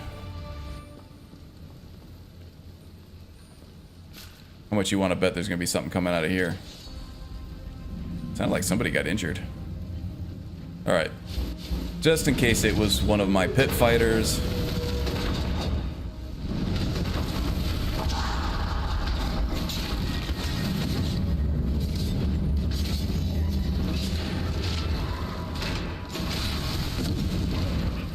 Oh, got the familiar. Well, there goes the familiar, which sucks because that guy likes to get right in front of me and he's completely invisible sometimes. Where'd the pit fighter go?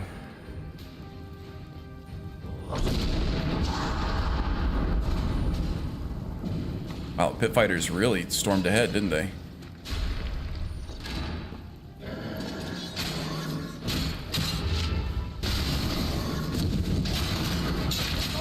So the turn undead, even if it doesn't work to cause the fear effect, it does cause a stagger, which is still very important and very useful.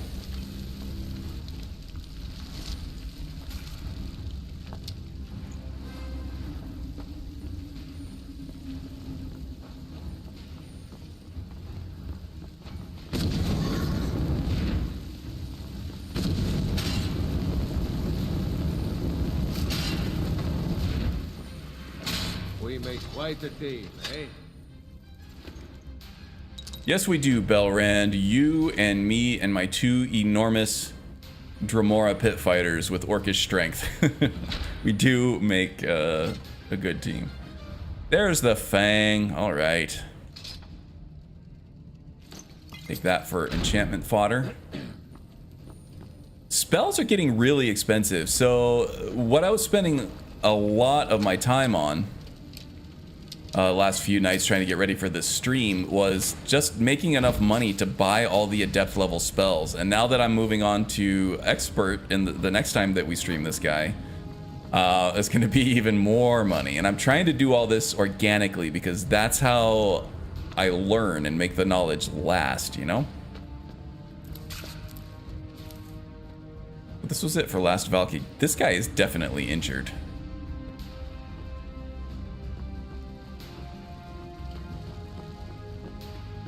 Okay. So there's Lost Valkig. I think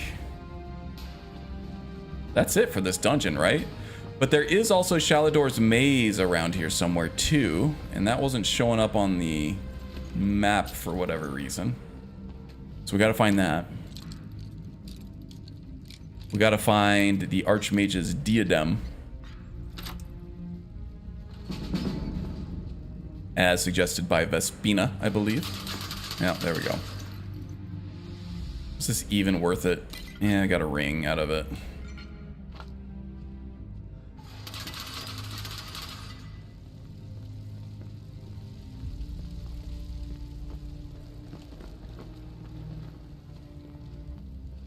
Didn't really stop to loot any of this stuff. The flawless stones will definitely be taking because I can use those for enchanting. What's down here? Did I even... I don't think I went down that way. Oh no, I did go down that way. This is where I came into this chamber from. No. Maybe this is where I came into the chamber. There might be a whole room here that I'm just completely missing. Let's try this. Ah, yeah. Look at that. Bookish boots. Yeah, I can enchant those. You okay there, buddy? You're drunk. You need to go back to Oblivion. You're drunk. It's disgusting. Can I help you? Yeah, Of carry course. all my stuff, please.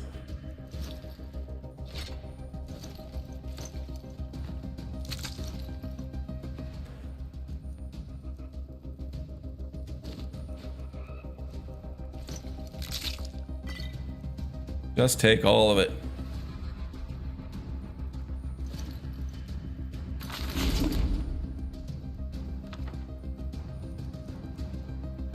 Okay, that's good enough. Let me know if you need anything. Sure.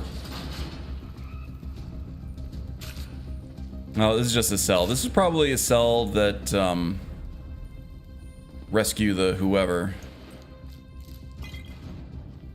Probably from, the Companion's questline, Vilcus's jobs. That's where they get stored. I don't know.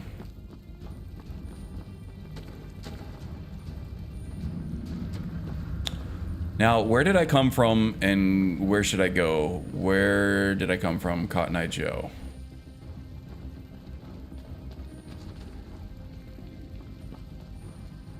I don't know if I'm going the right... Okay, this is where I came from. This is where I'm going to go. And then in that little pit down there, in this last chamber that we were in, that's where Eorl is, the Draugr Queen. So I could just hop down there and then exit through that door. That would be easier to find my way out, but I just want to make sure... I really should put him out of his misery, but he's making me laugh. But I want to make sure I didn't miss any, like, sick loot or anything in here. And there are some high-level enchantments that I haven't found yet. Especially with the new Summer Mist version. I want to make sure I'm catching all of them. In case I can use it for the build. I can hear that crunchy sound over there. The pit fighter's just falling all over himself. Literally. Okay, now I remember coming through here.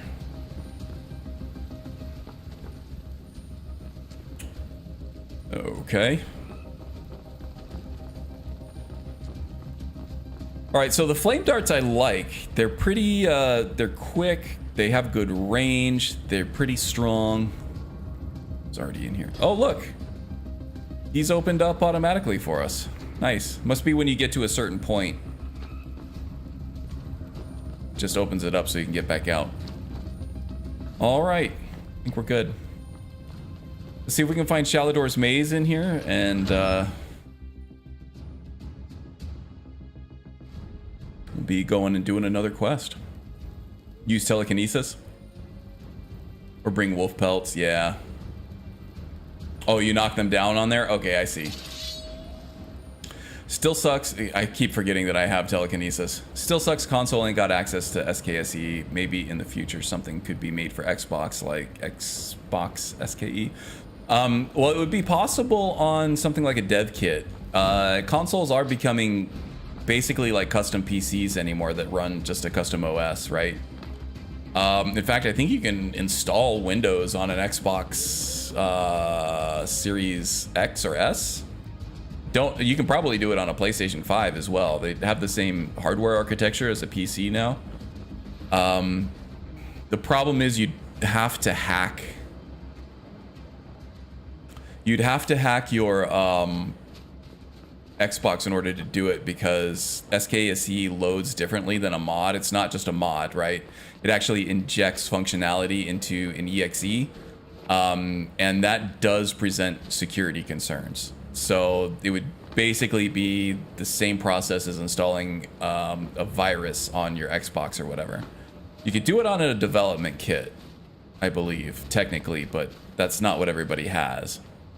So it'd be kind of hard. You would almost have to, yeah, you would have to hack your Xbox, and then you would have to hack your EXE or whatever they call it for Sony and Xbox operating systems. There are ways to run custom mods and hacked versions of games on them, but yeah, you do have to hack and jailbreak your console in order to do it. Which will void your warranty and all that, so. The problem is, it's just not something... Man, I am really spacing where Shalidor's maze is. I thought it was here in Labyrinthian. And I am just not finding the entrance for it.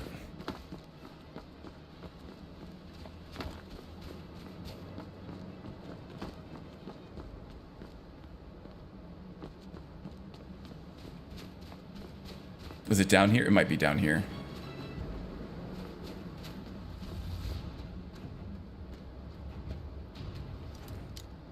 I think this is it. It's there, yeah, okay, thanks. I thought so, it's just not marked on the map, which is kind of silly. I think if you do one of Urag's quests, he'll send you to Shalidor's maze, because he wants to get like Shalidor's writings or whatever, and then you'll get a compass marker for it, but it's still not marked on the map.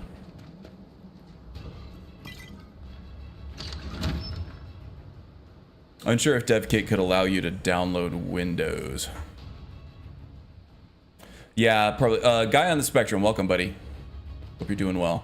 A DevKit will allow you to install custom software, though. SKSE doesn't specifically need Windows to run, although it might need a .NET platform. If that's the case, then you'll have to install .NET on it. There might not be a .NET.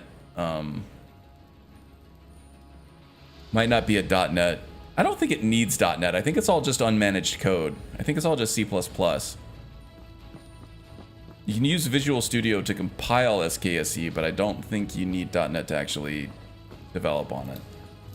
So yeah, I don't think you need to install Windows. You just need to be able to install custom software and custom EXEs and stuff outside of a Microsoft store or a Sony store. Which is the big thing that keeps you from being able to run SKSE on a console. Just so many security mechanisms in place.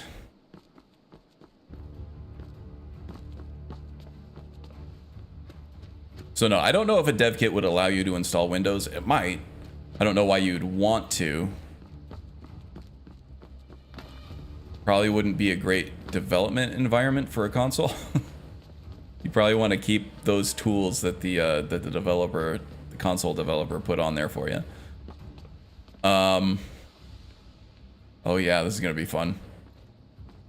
Lots of skeevers to fight.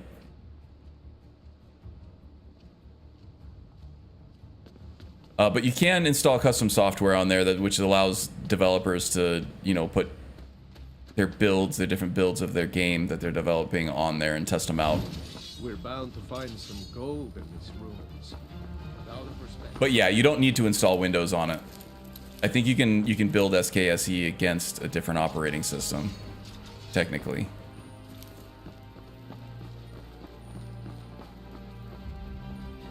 Okay, let's get in here, huh?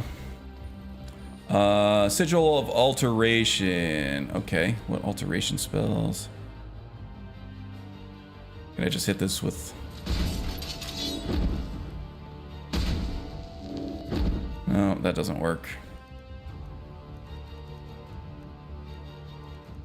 Batch crack, maybe? I'm gonna have to use like Mage Light or something, aren't I?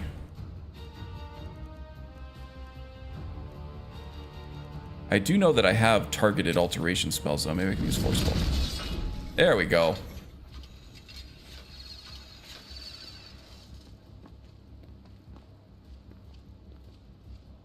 We should try a new destruction spell while we're at it here.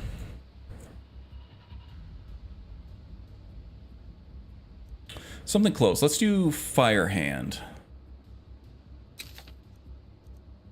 What should I put in the left? Actually, let's do Fire Hand in the left for close-up stuff, and then we'll do... No. We're going to do Fire Hand in the right, and then we're going to put a illusion spell in the left for defense.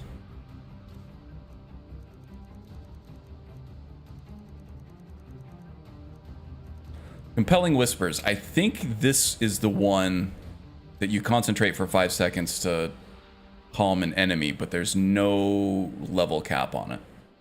But at the same time, I'm just going to do Captivate on this one, because Skeevers are going to be dead within 5 seconds, and I think all that is in here are Skeevers. They might be high-level Venom thing Skeevers, but I still doubt they're going to last 5 seconds in order to get that whole thing on there.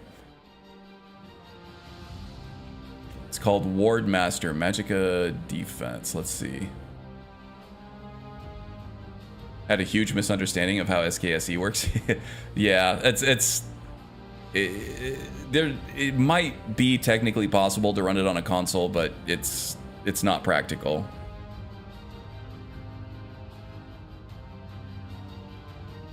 Basically, what it would take is for Bethesda to integrate the extended scripts into their EXE natively, which could happen at some point.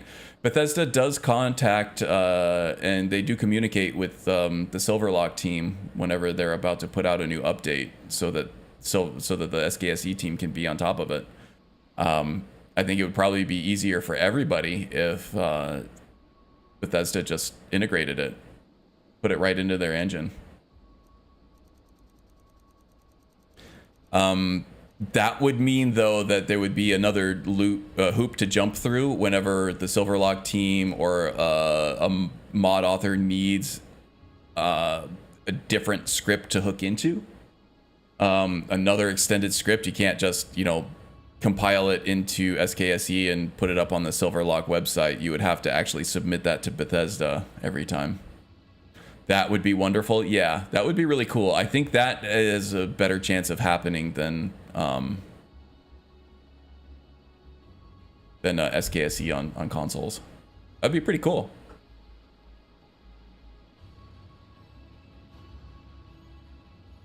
Yeah, so it gets sideloaded into the game. It's not a mod. It gets injected into the EXE.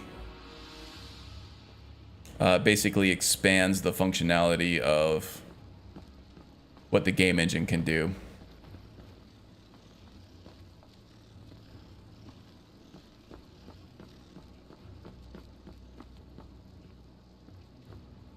Oh. They're mine.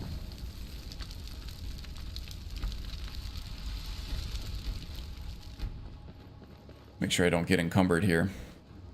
A lot of the stuff in these pillars are completely useless, but every once in a while you get like a soul gem or something out of it, or a scroll. There you go. Here's my soul gem. Don't need the charcoal. Oh, I see ya. Oh, missed. Gotcha that time.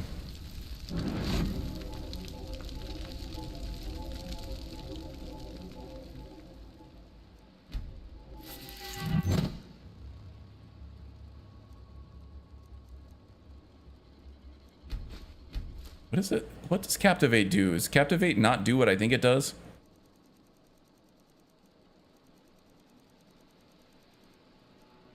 Persuade checks. Oh yeah, no, that does not do anything close to what I thought it did. It was a calming effect.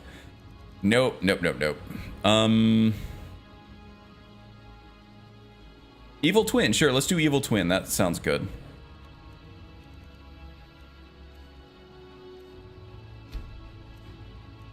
And then we will take Captivate out.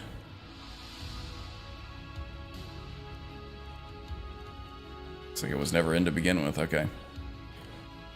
Evil Twin. Here we go. Boom.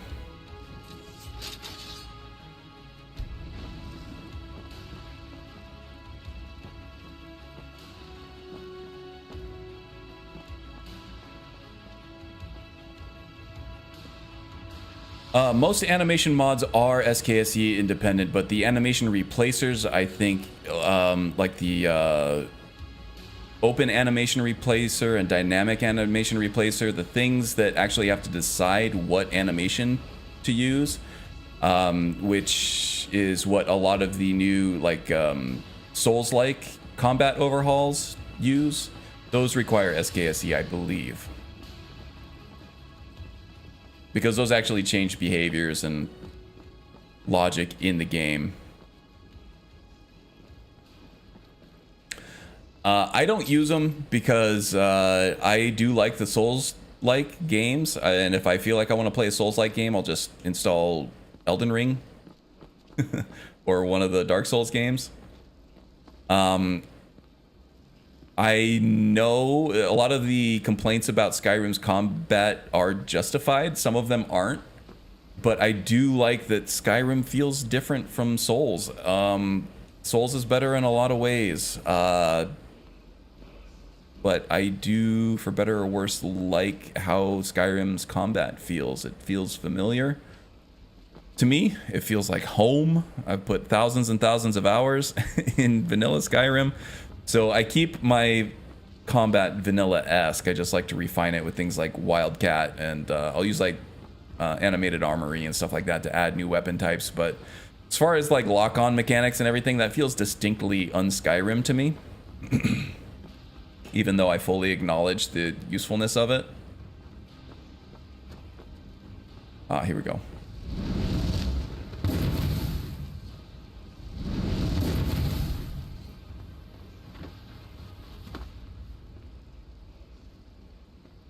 Somebody's trying to kill me.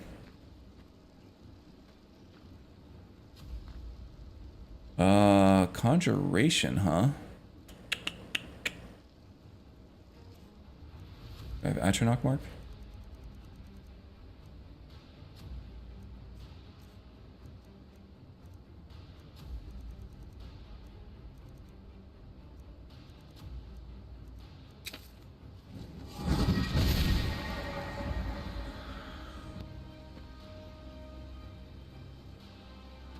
Anything? Bueller.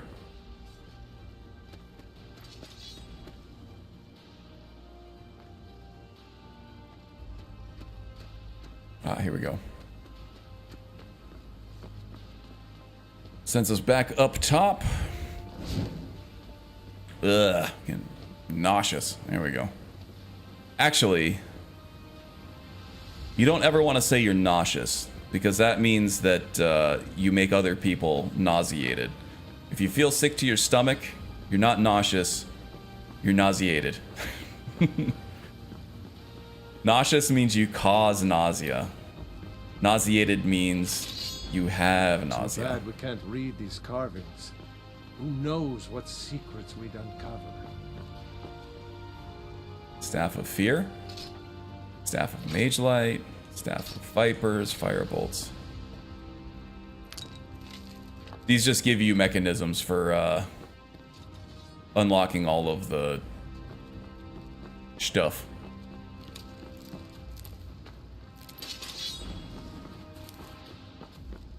Grammar with Karn, TM, yep.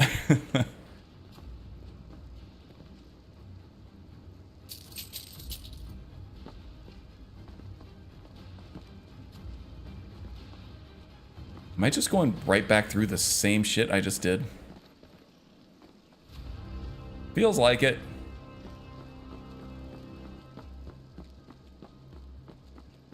Yeah, I've already opened all these. But I feel like I'm going an opposite direction now. I feel like I'm I'm going through the same I guess that's why they call it a maze, right? I'm going through the same corridors, but I'm doing it in a different order than I did the first time I came through, but I don't see any alternate paths. You know? I just go with Queasy, solves the problem. It sure does, and you don't have to remember any kind of rules.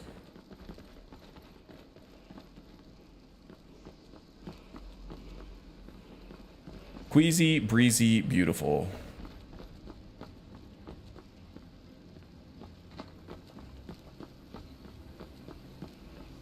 Queasy, greasy, beautiful. Cover girl. Now I'm hearing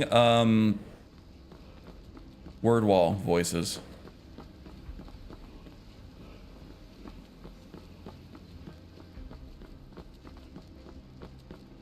Now I am not. Whee! Grab some hanging moss. Got a handful of that. Okay. I just took the wrong path back into the mage, I think. The maze. Mage maze.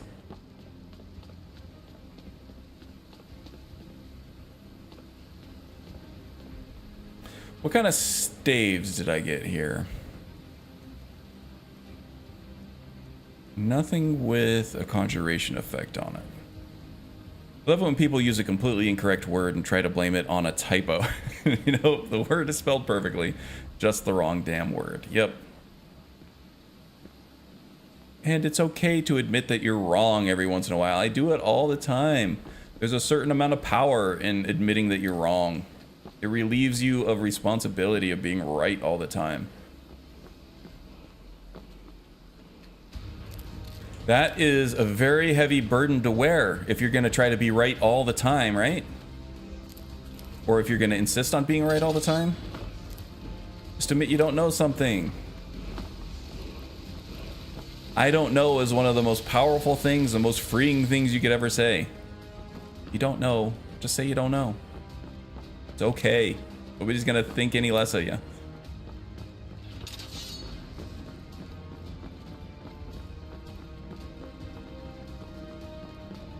Plus, if you're wrong, it gives you an opportunity to learn. And learning things is fun and awesome. You should want to learn stuff.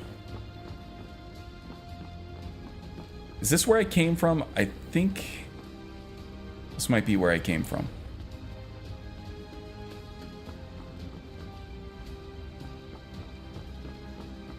But I don't remember seeing all these staves at the beginning of this entrance here.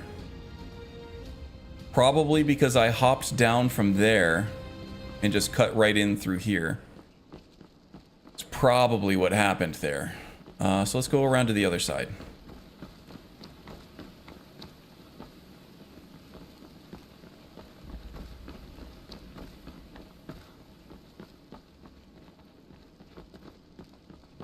Okay, there was the word wall. So this is the back way in. Yes, and here's a pillar that I have not opened yet. That's good. That's kind of like your breadcrumb. Damn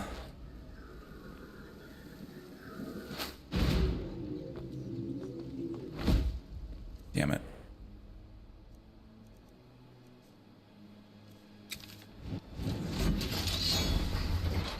That worked.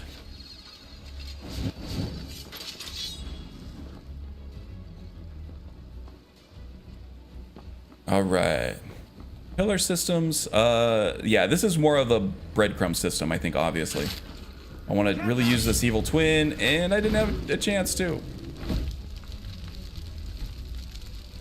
Evil twin's not going to work either. I got to find a good illusion spell to use to mess with in combat here. Adept level. Blood for blood. What do we got here? Cast on a corpse summons the anguish of its death as an avenging force. This only works if you have alive enemies around dead ones. Captivate. This is the one that is not useful in combat, but will be useful for other things. Compelling whispers. It takes 5 full seconds, which is a very long time in combat, especially with skeevers. Discord is a forgotten magic redone spell that I'm trying desperately to avoid because those tend to completely take over a build, and I don't want that for this build. Discordant Wail. Spectral Wail reduces health of the target by 100 points and health is restored after 40 seconds. This works fine, especially on skeevers. This should just kill them outright. Discordant Wail. Let's throw that into our combat slot here. Throw that on the left hand. Save it. Boom. Shakalaka. You're not running today? Man. Is your refrigerator running?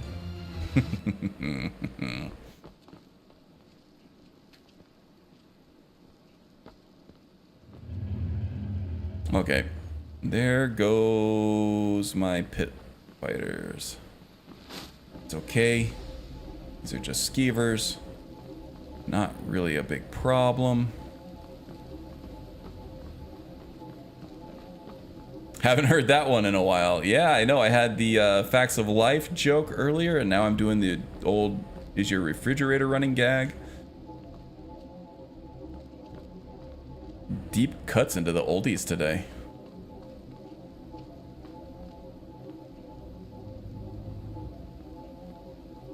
Lead by example, always be right. My mom tells me to look stuff up on Google and thinks it'd be good to leverage my strengths, mainly. My curiosity and would help with the anxiety depression issue.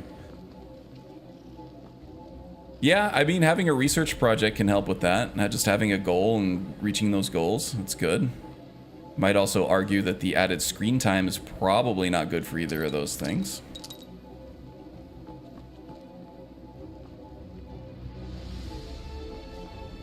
I don't know. Kind of a toss-up there, I think.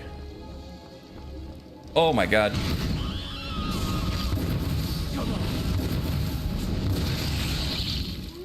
What was that? Ah! There you are. Shame that was necessary. A discordant whale is screaming the same way I did when I didn't notice that skeever there.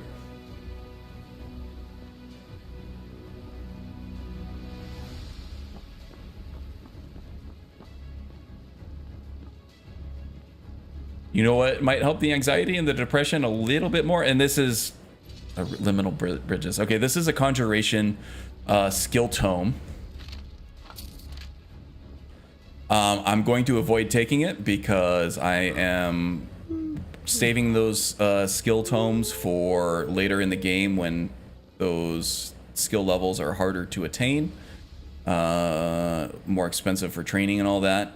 So when I get to level 90 is when I'll start taking those. But this is also, I believe, this might be, no, this isn't. I think it was Gates of Oblivion was the Hermaeus Mora temptation for Winter Sun.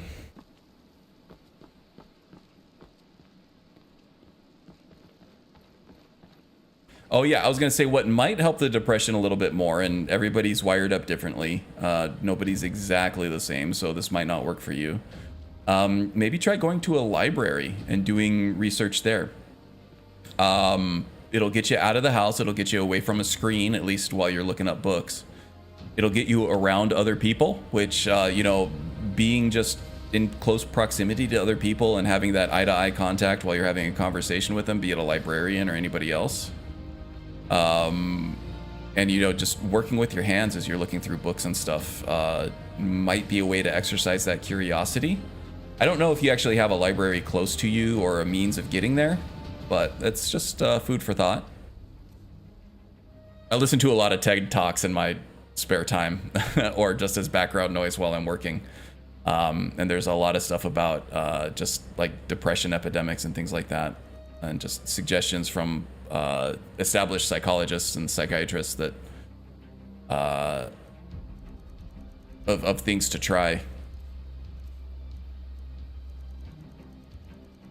So while I'm not an expert, I'm not a psychiatrist or a psychologist, I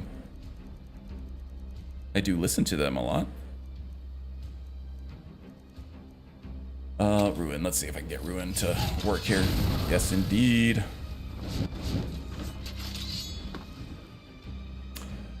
And public libraries are free, so they shouldn't cost you anything, unless, of course, you know, you rack up late fees and stuff.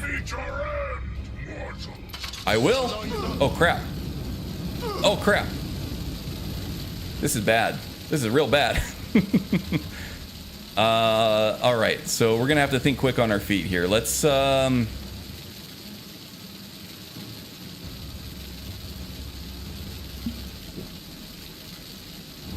gonna need to do some healing, for sure. We'll do some extreme healing just to get that topped off. Now, we're gonna need to conjure up a few... Wait, I have shouts that I can use for this too. Let's do a slow time shout.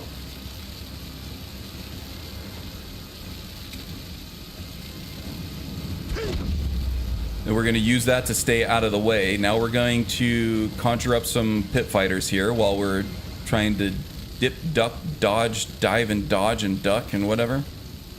Haven't seen that movie enough to be able to quote it, unfortunately. Can't. Why? Is there no terrain here? Okay.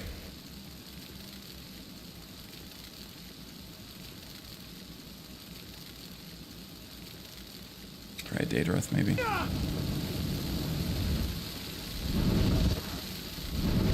There is no terrain here, that's why it's not working. There we go. There is terrain where he is standing. Oh, I heard the Daedrith pop up, but okay. We'll try Ice Form once the shout comes back. That'll stop him in his tracks. In the meantime, let's just freaking do good old Lightning Strike and Greater Ward. Where'd he go? I see ya. Yeah, that doesn't feel good, does it?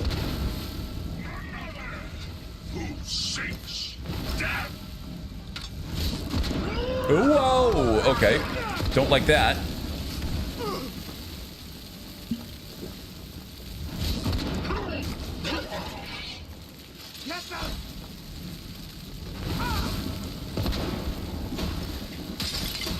I'm out. Belrand, get in there, you wuss. You have armor. I don't. Victory or Shalidor! Okay. Okay. There we go. Diadem of the Savant. Okay, so it wasn't the Archmage's Diadem, it was Diadem of the Savant. All spells cost 5% less to cast. Okay, so this is kind of a partial effect from the Archmage's robes. It's nice that 5% isn't nothing, but it's close. I feel like I can do better with a Twin Enchantments perk on something custom. I haven't heard that many Karn battle cries in a while. I'm not used to playing this squishy of a character, right? I haven't played a pure mage in a long time, except for maybe the druid. And the druid had some other things going on that caused him to be less squishy. He actually had light armor, he had enchanting and alchemy, so he had the armor cap all the time. And that was the closest I've... What was the last unarmored playthrough I did? It must have been Alucel, but he had some other things going on too. He at least had the block bash that I could use. Yeah, I haven't played a pure mage in a long time. So I'm feeling very squishy, very vulnerable, and so I scream a lot. It happens. Yeah. Lucky you. Being able to witness my vulnerability like this.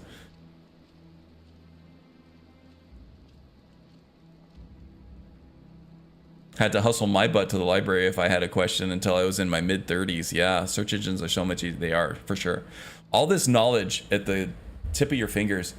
The problem with the internet is you got to make sure you're using the right sources, right? If you Google it and Google just gives you either an AI response, which it does now, it'll answer your question directly in an AI response, which is completely unreliable, or it'll like take you to like a Reddit or Quora post that, even if it's highly updated, could also, or highly upvoted, could also be highly inaccurate.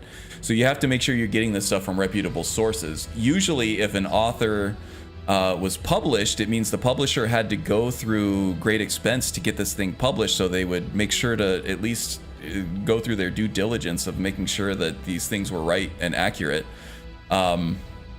So you can trust generally what you find in a library still a lot more than you can trust what you find on the internet.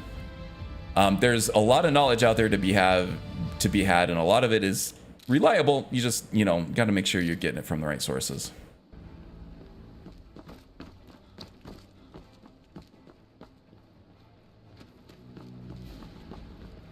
That's a pro tip for any internet users out there. Don't just parrot whatever Google tells you. might not be right.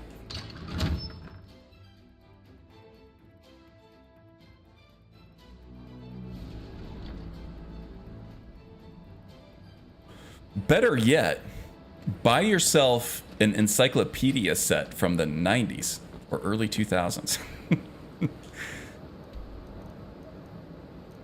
That'd be kind of awesome. I kind of like to have one of those, actually. The information could be outdated, but it would still be, you know, accurate for its time. And it just looks really good on a shelf, too. There's nothing that looks, like, cooler and smarter than a full encyclopedia set sitting on a shelf. Gotta say. Okay, what's next here? So we got the diadem. Alteration ritual spell. We do have Kazovang's Fang, and you know what? We did that in the wrong order. What we should have done, what it looked like to me was the arrow here that was pointing at the chest that had Kazovang's Fang in it. It looked like it was pointing at the Skyborn altar up here, which it was not. The correct order would have been to get Kazovang's Fang. Am I saying that? Kazovang? Kazovane?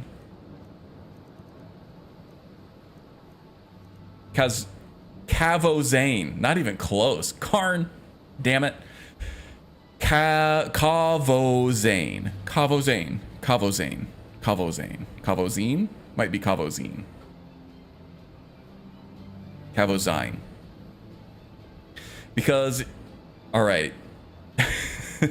I think the Nordic language is heavily influenced by German and Germanic language. I think it is a Germanic language, right? So the E-I-N, if you're talking about Einstein or Seinfeld, it would be Ein, right? So I think this would be Kavozine. Kavozine. Kavozine. I'm thinking Kavozine, not Kavozine. Yeah, Vespina. The hard part is the Z-E-I-N. Kavo is fine. Is it Zine or is it Zine? I'm saying Zine. Kavozine. Kavozine's Fang. So the real correct order would have been to get Kavozine's Fang first and then go up here and get the dragon. So now I got to go hunt down another dragon. Let's see. I think Bone Strewn Crest. I've already killed the dragon over there. There was a random dragon attack in Riften not too long ago off stream earlier this week. There is a dragon up here. Trying to find all the close dragons. Felglow Keep, I can get a dragon priest and a dragon over here at the same time. That might be a little above my pay grade. There's also one just right on the other side of the Labyrinthian Valley over here. It's pretty close. That's the closest one, I think. Don't remember what it's called. But I wouldn't have to fight the Dragon Priest at the same time. Let's go do that.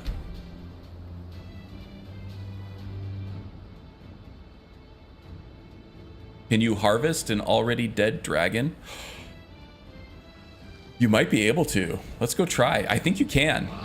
Good freaking call on that one, Keith. Go try. Hopefully this guy's still putzing around. He should be, right? Dead dragons hang around even when you don't want them to.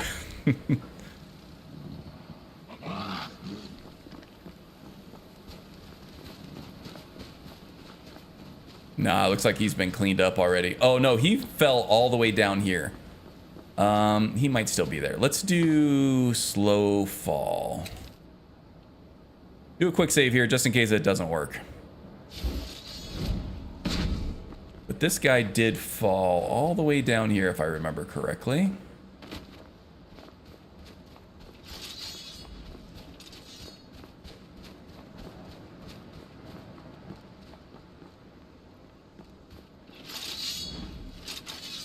Anything?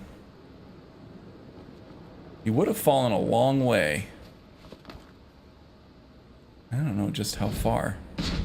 Is that a skeleton over there, or is those just rock formations coming out of the snow?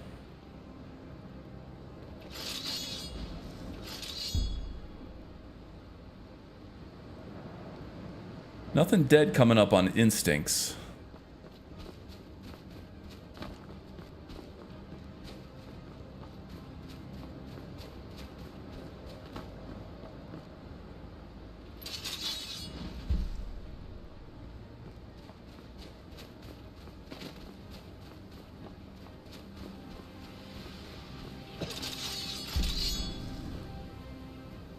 Yeah, he might have been cleaned up already. Either that or I'm just looking in completely the wrong area.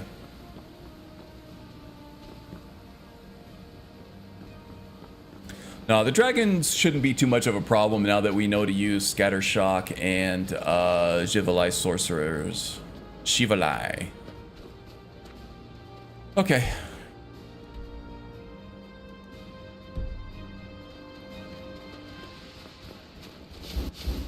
Let's get some pit fighters out here. Get rid of this Edge of Oblivion debuff.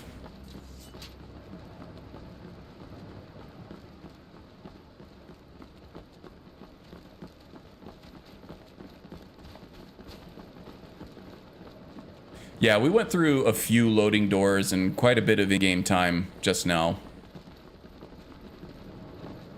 So I wouldn't be surprised if the dragon was cleaned up. Maybe he'll follow me and fall at my feet next time I do go through a load door.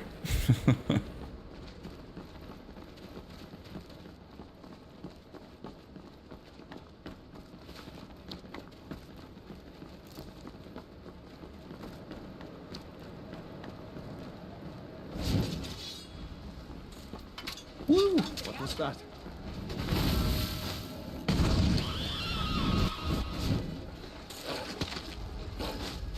Ooh, nice chop. Alright, there's no ingredients I need from the spiders. So we shall ignore them. Let's see. I think it was right before the bridge.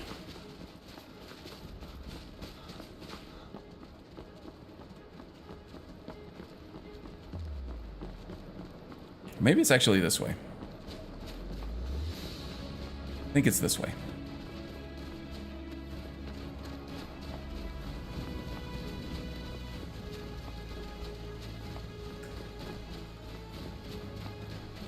Okay, so we're gonna have trolls on the way up to the dragon. Let's see. I think both Firehand and Discordant Whale are gonna work fine for the trolls. As will the pit fighters. But what I should do, get Power of the Master on those guys for the orc strength.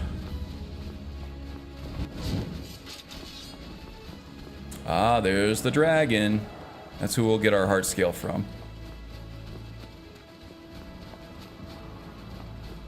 I might have to switch out Discordant Whale for Greater Ward once we get there. Do want the troll ingredients, but I don't want his big heavy bones.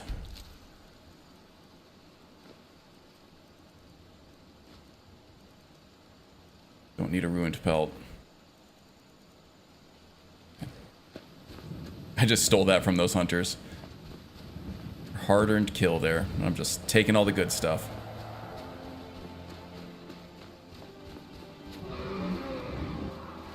It looks like a fire dragon just based on the coloring.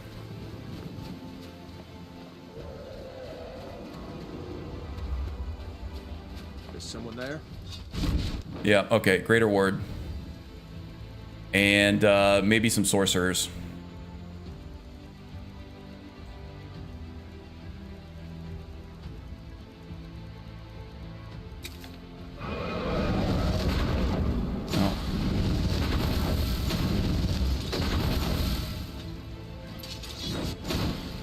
Okay, I also need, so we'll go Scatter Shock and Greater Ward.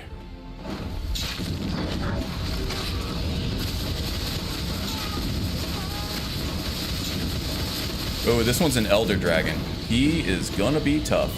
Do I have a potion of Magicka Regeneration? I do not, but I do have a potion of Extra Magicka. That might help.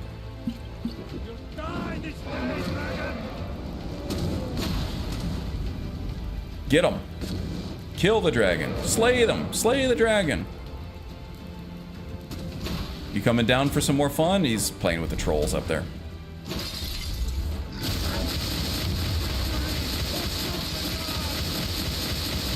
I don't even know that those are reaching him. They do tend to scatter.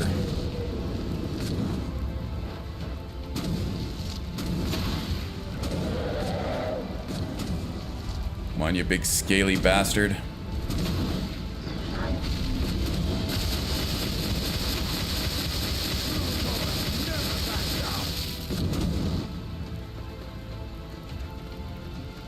We're already wearing him down pretty good there. Wow, did you hear that squeak? Going through puberty. Finally!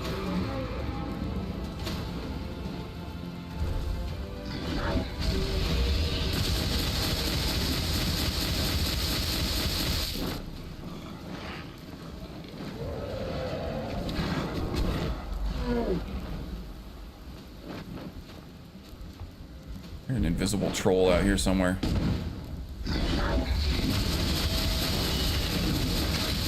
Yep.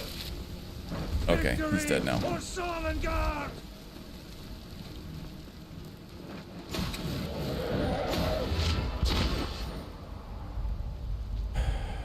Reader ward.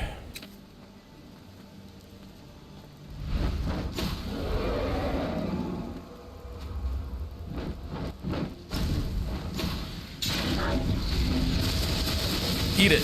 Eat all of it.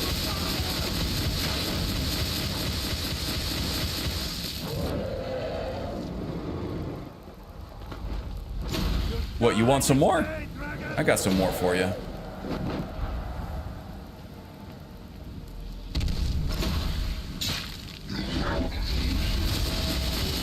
Battle of attrition here, huh? Well, you're not getting through my ward. I don't feel like I'm doing any damage to you, though.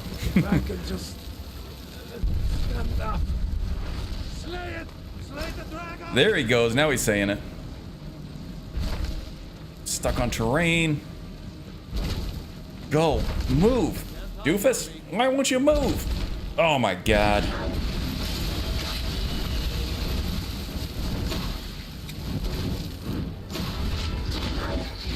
Got stuck. Almost killed me. I'm not sticking around to fight. Dragon. Oh, Belrand is wussing out here. Okay, let's get the sorcerers back out. Maybe they can navigate that. Yeah, the green explosions are... Sorry, I'm knocking my mic around trying to scratch my nose. The green explosions are the conjurations that I'm using. Oh, these are pit fighters now. Okay, the pit fighters might actually be better. We'll get them some resistances there. Now let's go Greater Ward in the left hand. Scattershock in the right. Or even just the,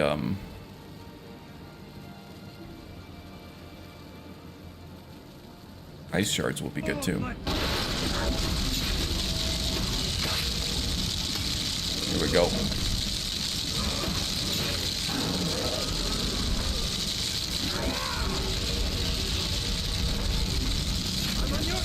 Oh, sorry, Belrand. Did I kill him? Oh, the terrain is impossible right now because of the damn deformation that the dragon caused. Oh, great. Now he's going all the way back down there. Okay. More slow fall? I think so. James is back, everybody. Welcome back, James.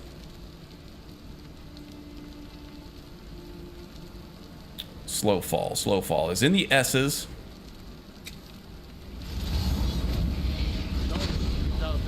Whee!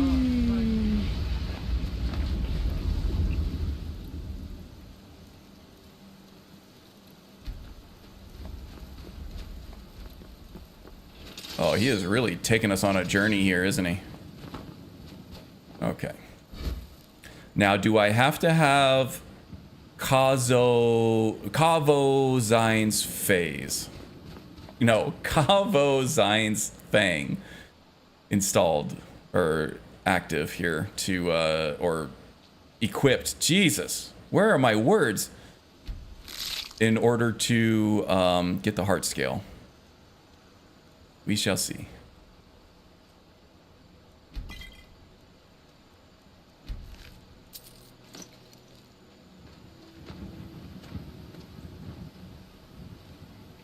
Quest did not update, so I probably have to go ahead and equip it.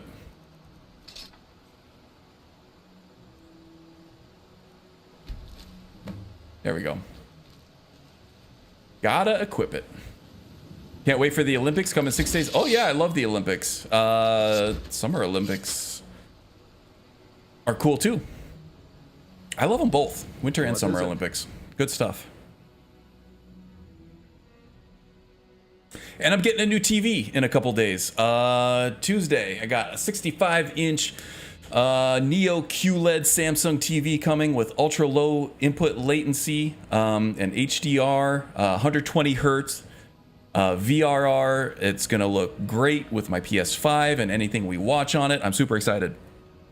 It was a Prime Day special that once Prime Day was over, they just kept it at the low price, which goes to show you that a lot of those quote unquote Prime Day specials, they're just inflating the price, the list prices, so that they can, you know, sell you the stuff at the price that they want, and then it's just a big advertising push. So don't fall for it. But yeah, I'm super stoked. I got a brand new TV. I got a new Universal, one of the fancy Harmony Logitech Universal remotes for it. I'm gonna set that up today. I got some of the HDMI 2.1 cables that I'm gonna set up today too. We'll stream some 4K Olympics. That should be really, really cool. Can't wait. Let's see. And that's going to be a much bigger. I think the TV that we have right now is like a 50, might be 47 inch. Not very big. It doesn't really fill in the space very well either in the entertainment center that we have. So this one will fill it out much better. It'll be a much bigger screen for us. Anti-reflective too. I have a window that's always shining light. And even if I have the blinds down, there's still light coming in from it. So it's like, it's hard for me to play video games. Or even watch certain things during the day because of the light that reflects off the TV screen that I have right now. So that should be a lot better, and this TV is also a lot brighter than the one that we have, so it should just be able to brute force its way through a bright room anyway. I'm excited. Lead on then. Oh geez, yeah. Of course. All these staves you can take. Now I gotta hike my weary ass all the way back up that mountain.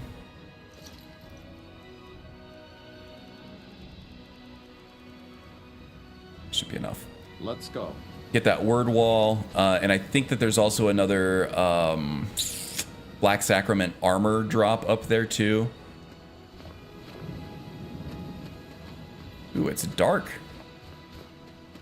Getting dark out.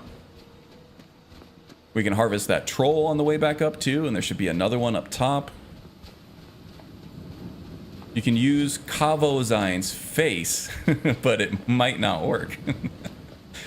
Yeah. Kavozine's face.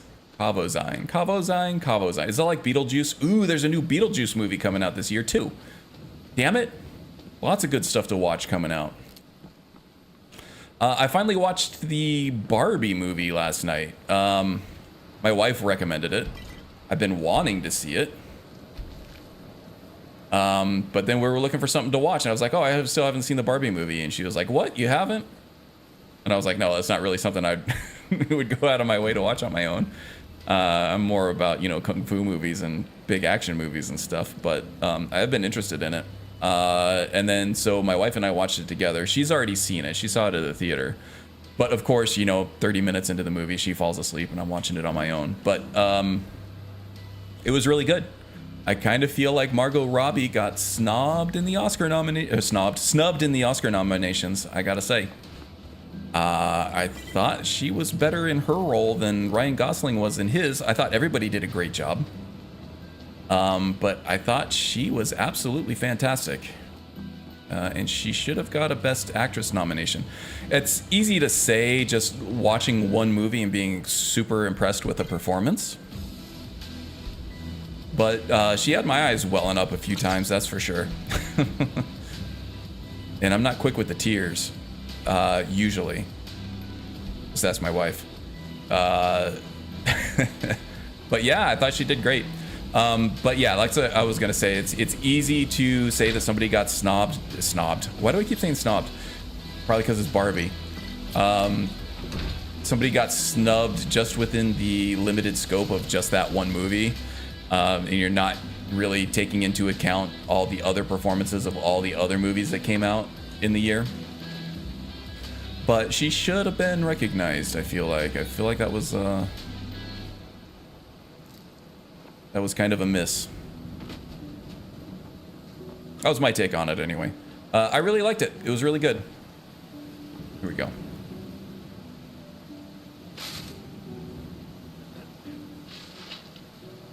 And then we got, yeah, Beetlejuice coming out. I feel like there's a lot of like nostalgic. There's a new Ghostbusters movie coming out, which the Afterlife movie kind of fell a little flat for a lot of people.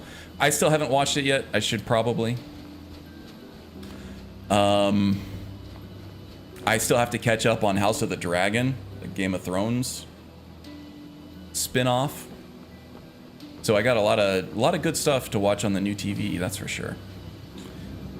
Okay, what time is it? We got about 17 minutes left.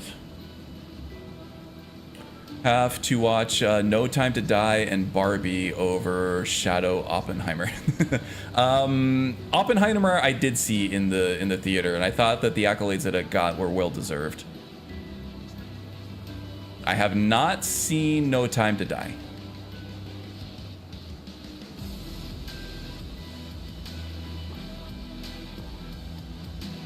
I don't think Barbie overshadowed Oppenheimer. I think Oppenheimer got more accolades than the Barbie movie did.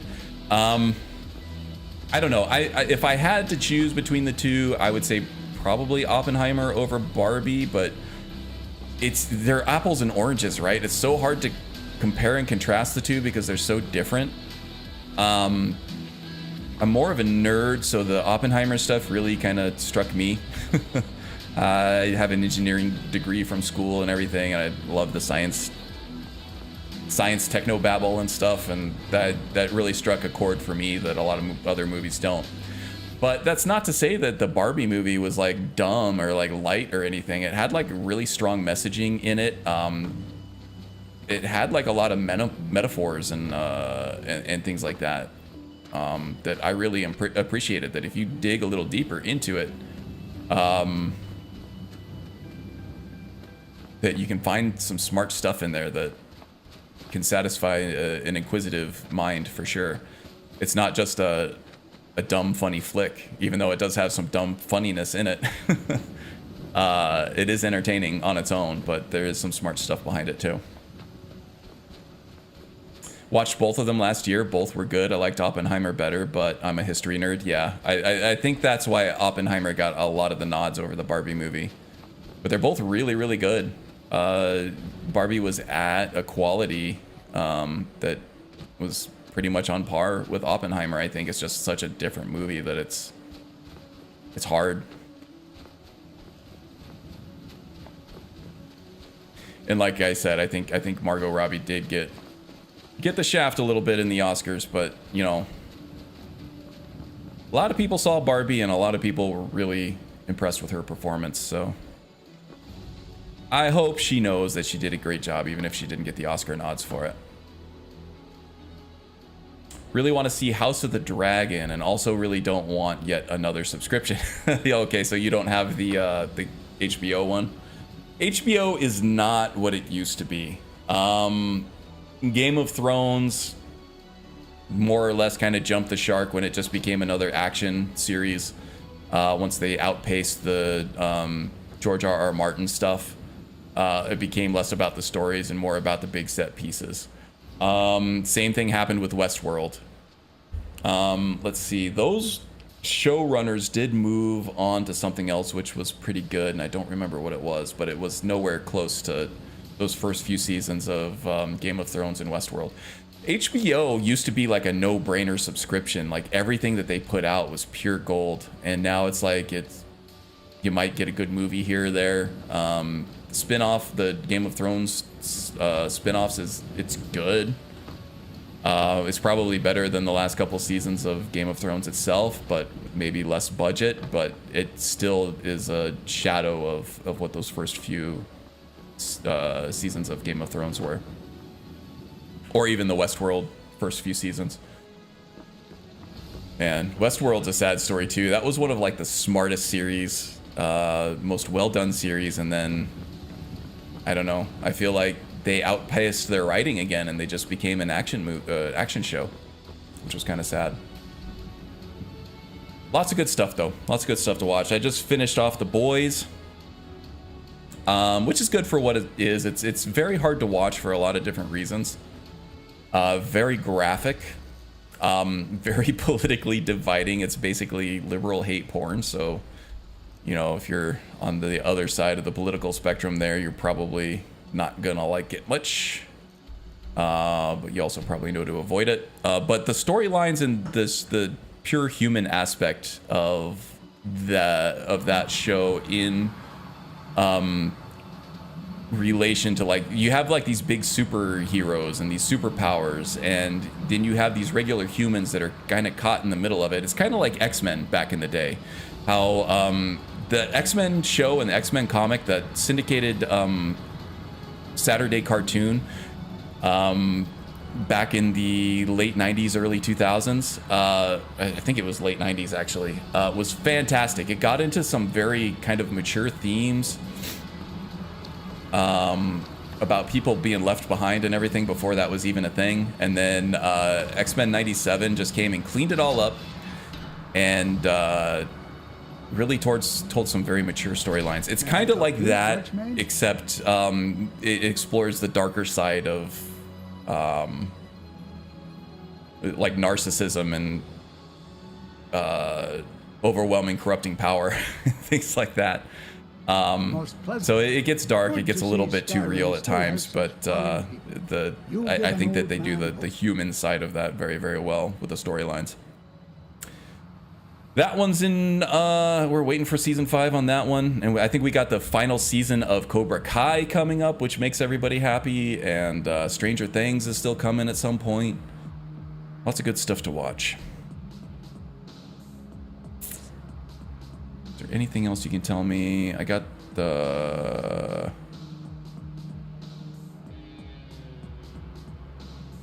I have your scales. Not just, you'll need cavalry. Then, if even just one should be enough. Not much, they were said that way. Perhaps not the brightest spot in Skyrim's history, eh? Worried about something. Is something bugged here, or am I missing something? Oh, I think maybe I gave the heart scales to Belrand, maybe?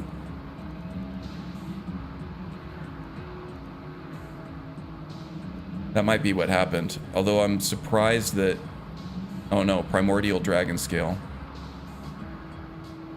Safe. Dragon Heart Scale to Tolfdir. No, that was a Leviathan thing. I bet Belrand has my Dragon Heart Scale. There he is. What can I do for you, friend? Of course. Dragon Heart Scale, there we go. We figured it out, solved the mystery.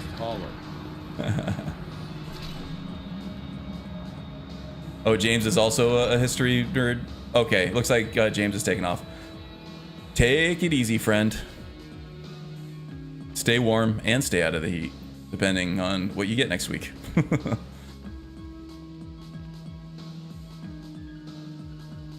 Oppenheimer is one of your favorite films, yeah. I'm a big Christopher Nolan fan. That guy, we were just watching some of Dark Knight Rises last night. And that was my least favorite of the Nolan Batman movies, but still, that was still an absolute masterpiece, I think. It was so good. The writing, the pacing, the set pieces, everything. Good to see you. Wonderful, just wonderful. And it's just as I suspected. The energies need to be channeled back through the Nexus a second and third time. And that's it. I certainly think you deserve the first copy of the tome. Use it well. I wonder if I'm still even caught up on all the Marvel stuff, speaking of things to watch on my new TV. I don't think I've seen all the Marvel, actually, but I can't think of anything that I missed. Maybe the new cosmic stuff, like the Eternals and some other stuff. We'll see. We'll see. Okay, so now that the ritual stone, the ritual quest is done for that, I can get the master level spells from Tolfdir. Greetings, Archmage. Probably very expensive. So you wish to master the arcane arts? Got some hiccups here. Yeah, there's the Dragonhide spell. 80% physical damage. This basically just caps out your armor rating. If you hit the armor cap, that basically amounts to an 80% physical damage reduction. So once you get Dragonhide, you're basically capped out on armor. The problem is you can't really, you can't cast it through Okado's recital, right? Okado's preparation might do it for you. I think that's, that might be an Odin spell. And then Valkyrie has an Odin or an Okado's thing that you can use in its perk system that might, I think it just automatically takes the highest level flesh spell that you know, including Dragonhide, and it might just cast that for you automatically. But you can also cast this through contingency if you're an Altmer and you have that. Whenever you enter combat, you can just set that trigger and make sure that you have Dragonhide equipped, and it will actually cast it for you, unlike Okado's. So that's good. Dunkirk was also, yeah, Dunkirk was really good. That kind of has the same pacing as Oppenheimer, where it's just like, it's just a super fast, you know, we do this, we do this, we do this, we do this. It doesn't actually ever slow down at any point. It just goes all the way through. Dunkirk was, if I'm remembering, was Dunkirk the movie that was done all in like one scene? It never had like a scene break in it? Am I thinking of this, of the right one? Because there was also another World War I or II movie that came out around the same time that I get it mixed up with sometimes.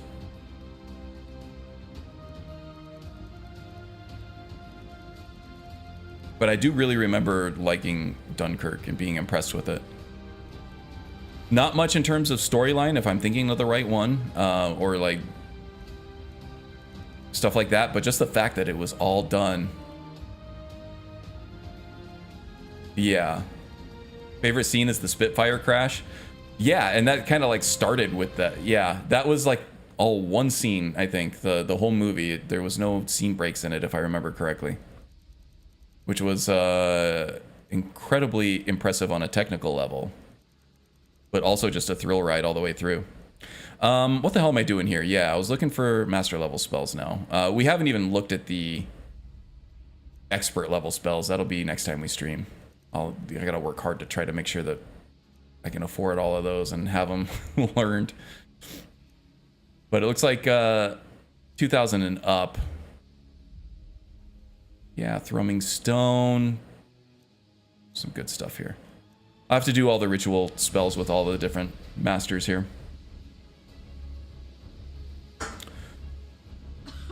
That was 1917. Dunkirk was different. There you go. I'm getting them confused. 1917 was the one I always get confused with Dunkirk.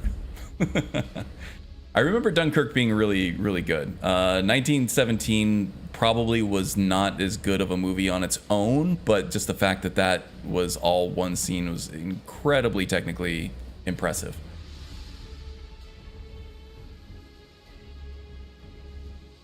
You love how he throws the camera around? He's good with that. A lot of action movies, they lean into the shaky cam a little too much to make it look like, you know, the stunts and the choreography that they're doing in like a fight scene or an action scene or something is more frantic and fast and dangerous and chaotic than it really is. But it's also a giant crutch. I hate shaky cam so much because it covers up the action. It makes it so you can't see what's going on in favor of making it look more chaotic and hectic and fast-paced. Christopher Nolan balances it really well. He does have some of the instability on the camera, but when he's really good at actually framing action sequences really well so you can see what's going on. So yeah, he does it correctly. Most action directors do not. Okay, guys. It's right about at the end of my window here. Thank you so much for hanging out. Another 3 hours in the books here. Oh, look, we have Kavozine's Fang equipped there, showing up on our displayed equipment. I got to use any excuse just to say that now so I can start saying it right. I think 5 films had the camera in average, broken 3 cameras. Yeah, I bet during filming. I'm not surprised. Yeah, he really explores the space with that camera for sure. Not shy with it. All right, that's it for me, everybody.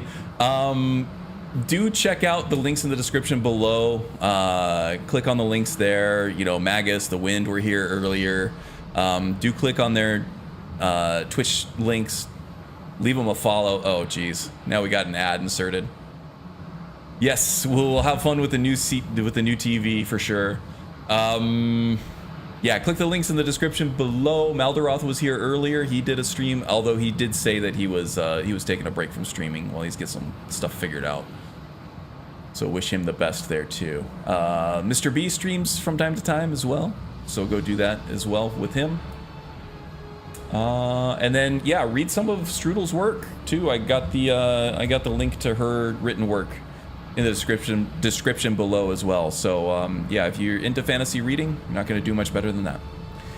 Okay, that's it. Everybody take care. I will have fun with the new TV. I got some stuff to set up. I got some errands to run today, so wish me luck on that. And I will catch you guys next week, most likely, with the warrior. We got a lot more progress to make with him. And yeah, I'll see you then. Take care, guys. Bye.